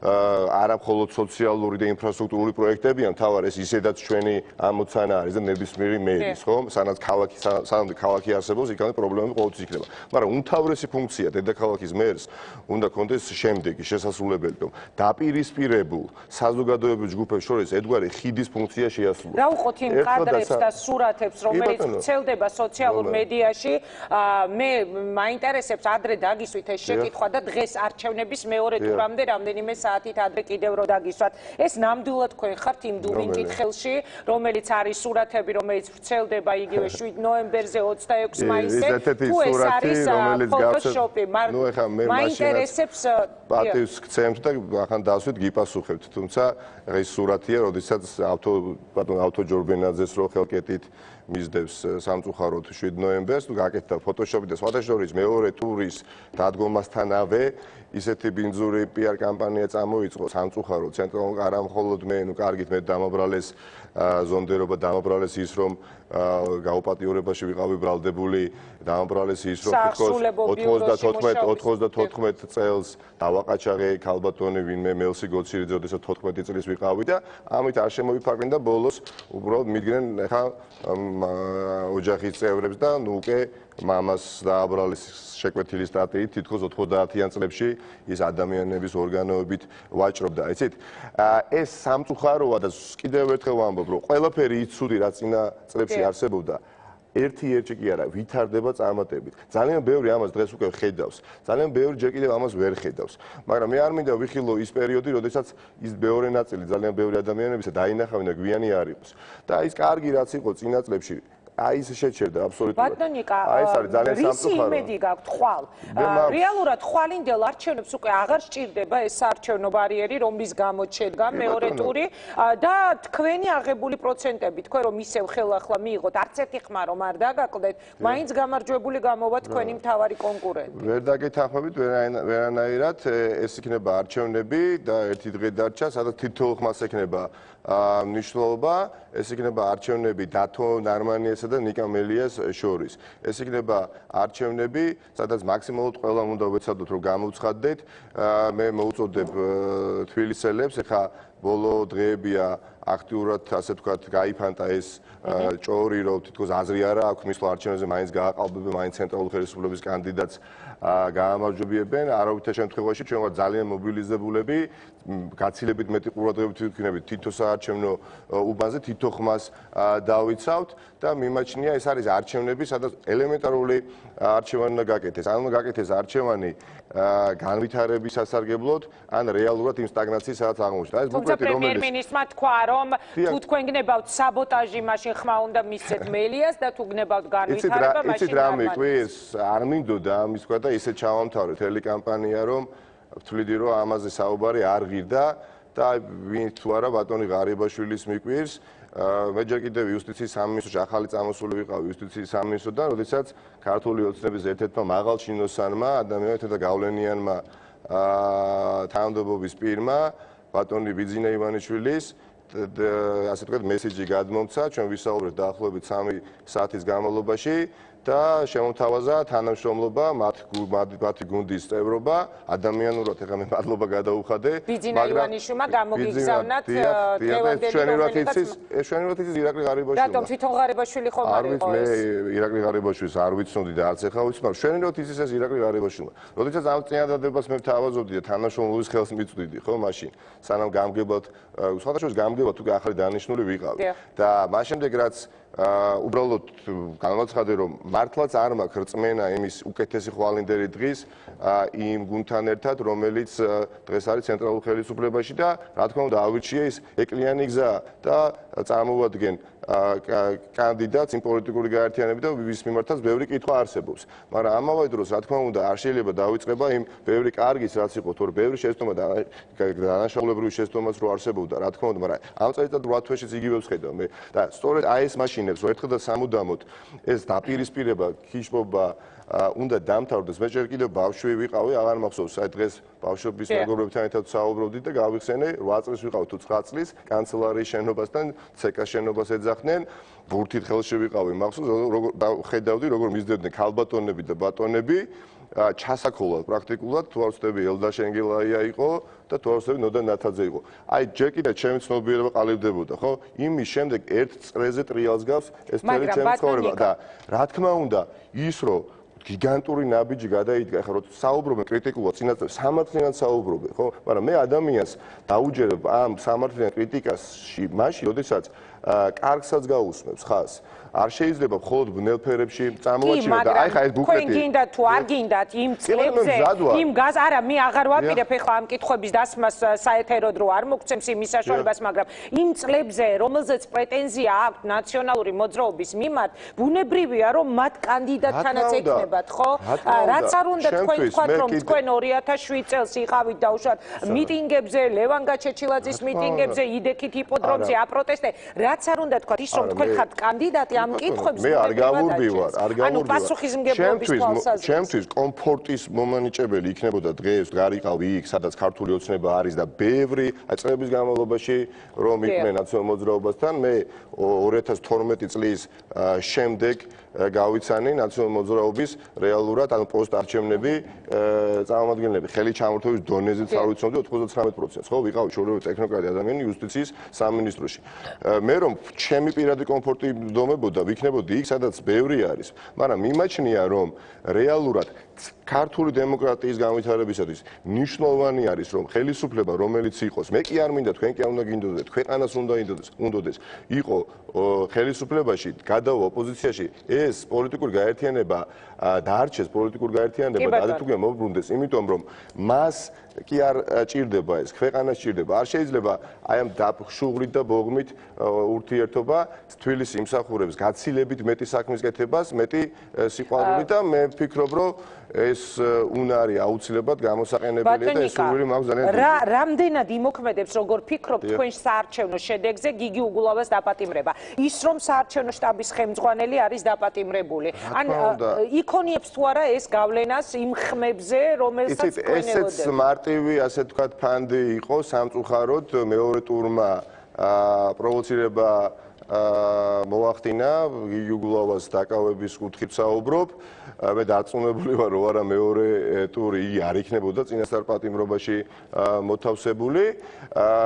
ემოციურად რა თქმა უნდა ძალიან მძიმე არის, როდესაც იცი რომ ეს იყო პოლიტიკური დაკავება და აქტი. ეხლა ბატონი ჯანსუღი რო საუბრობდა, მართლა ძალიან დიდ პატივს ვცემ, სასამართლოზე აპელირებდა იგი, მაგრამ როდესაც მოგწონს არ მოგწონს პოლიტიკოსია იგი, სასამართლოს მივანდოთ და სასამართლო პროცესი ჩატარდეს და დასაკავებელი ადამიანი სასამართლომ უნდა დააკავოს სასამართლო დარბაზიდან და არა აეროპორტში იმ საფარქვეში თითქოს და იგი მიმოვლას აპირებდა. ამიტომ ვფიქრობ რა გავლენას იქონიებს ვერ გეტყვით მიუხედავად ამისა რომ ეს ფაქტი მოხდა ჩვენ პირიქით გავძლიერდით მე პირადად გაცილებით მეტი ენერგია მომეცა და სტიმული. ბატონიკა, დარჩებით თუ არა პოლიტიკაში წაგების შემთხვევაში, თუ შეიძლება კონკრეტულად რომ მე ეხლაც არ ვთვლი რომ ვარ პოლიტიკაში, მაგრამ ყოველთვის მე ჩემი პოლიტიკური თანამდებობა არის და მე არაერთხელ მithქვამს მერის თანამდებობა, ვინაიდან იგი არის არჩევითი თანამდებობა, მაგრამ ჩემი ყოველთვის სურვილი იყო და რჩება ასეთი,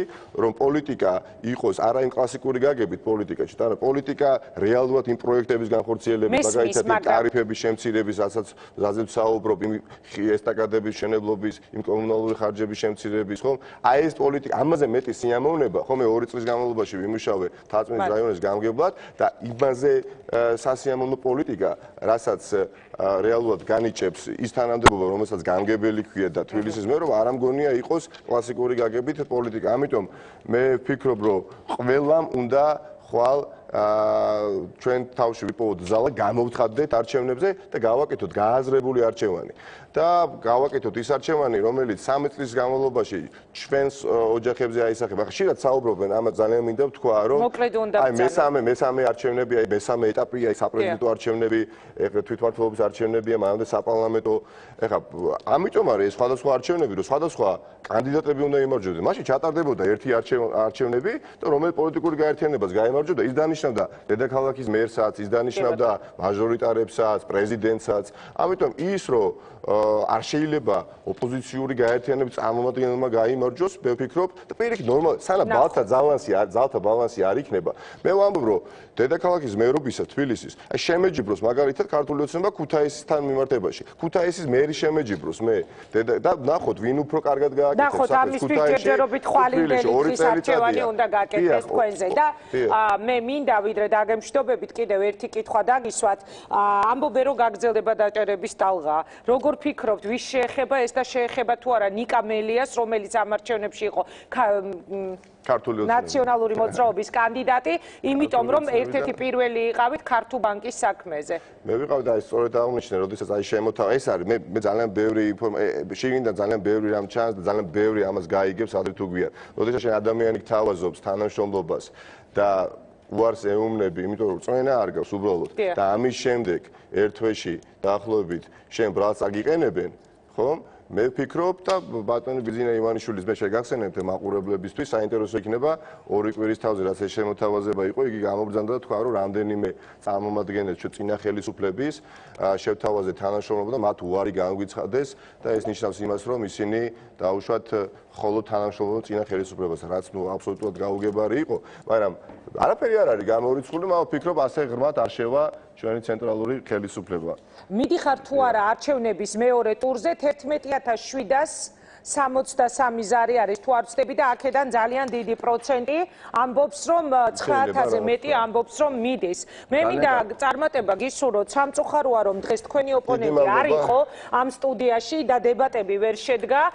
მე თქვენთან დასმული მქონდა პრეზენტაციისას ყველა ის შეკითხვა რომელიც ესით ისედაც უნდა დამესვა დღეს მაგრამ ვარჩიეთ რომ ესე უბრალოდ აღარ დაგვერღვია პირობა რომელიც მივეცით მაყურებელს თუ რომელიმე კანდიდატი იყო და უარს გადაცემაში მონაწილეობაზე მაშინ იქნებოდა აუცილებლად მეორე კანდიდატი. ერთი წინადადებით შეიძლება ხო მე მინდა დიდი მადლობა გადავხადო ყველას განურჩევოთ ვის მიცეს პირველ ტურში ხმა თბილისელებს და ვთხოვო რომ გამოცხადდნენ ხვალ არჩევნებზე ვინაიდან ეს ძალიან მნიშვნელოვანი არჩევნები მიუხედავად იმისა მე მომცემენ ხმას ჩემს კონკურენტს მიცემენ მნიშვნელოვანია რომ გამოცხადდნენ რაც შეეხება ჩემს ხარდაჭერებს ნამდვილად მოვუწოდებ ორგანიზებულობისაკენ და არ იფიქროთ ის რაზეც აპელირებენ ძალიან ბევრი უკანასკნელი სამგზის განმავლობაში თუ აზრი არ აქვს მისვაც მაინც გაყალბდება ჩვენ დავიცავთ თითოეულ ხმას ეს ჭირდება ქვეყნის განვითარებას და ჩემი გამარჯვებით ინგა მე მინდა გავიდეს რაღაცა პერიოდი და თვითონ ქართული ოცნების წარმომადგენლებს მათ ლიდერებსაც ვათქმევიო რომ კარგია რომ ამ ადამიანმა ამ ახალგაზრდამ გაიმარჯვა ვინაიდან ხედავ იმ პრობლემებს სხვაგვარად თუ წარიმართა პროცესები რა შეიძლება განვითარდეს ამ დედაქალაქში. დიდი მადლობა. წარმატებას გისურვებთ. მაშასე ეს იყო ნიკა მელია. კიდევ ერთხელ ვიტყვი ძალიან სამწუხაროა რომ დავით ნარმანიამ დღევანდელ ეთერში მონაწილეობა არ ისურვა. მოკლედ დაველოდოთ ხვალინდელ დღეს ხვალ საბოლოოდ გაირკვევა ვინ გახდება დედაქალაქის მერი, ასე რომ ხვალ საღამოს უკვე შედეგების შეჯამები ჩვენ ეს გვეცოდინება ნარმანია თუ მელია. ნახვამდის.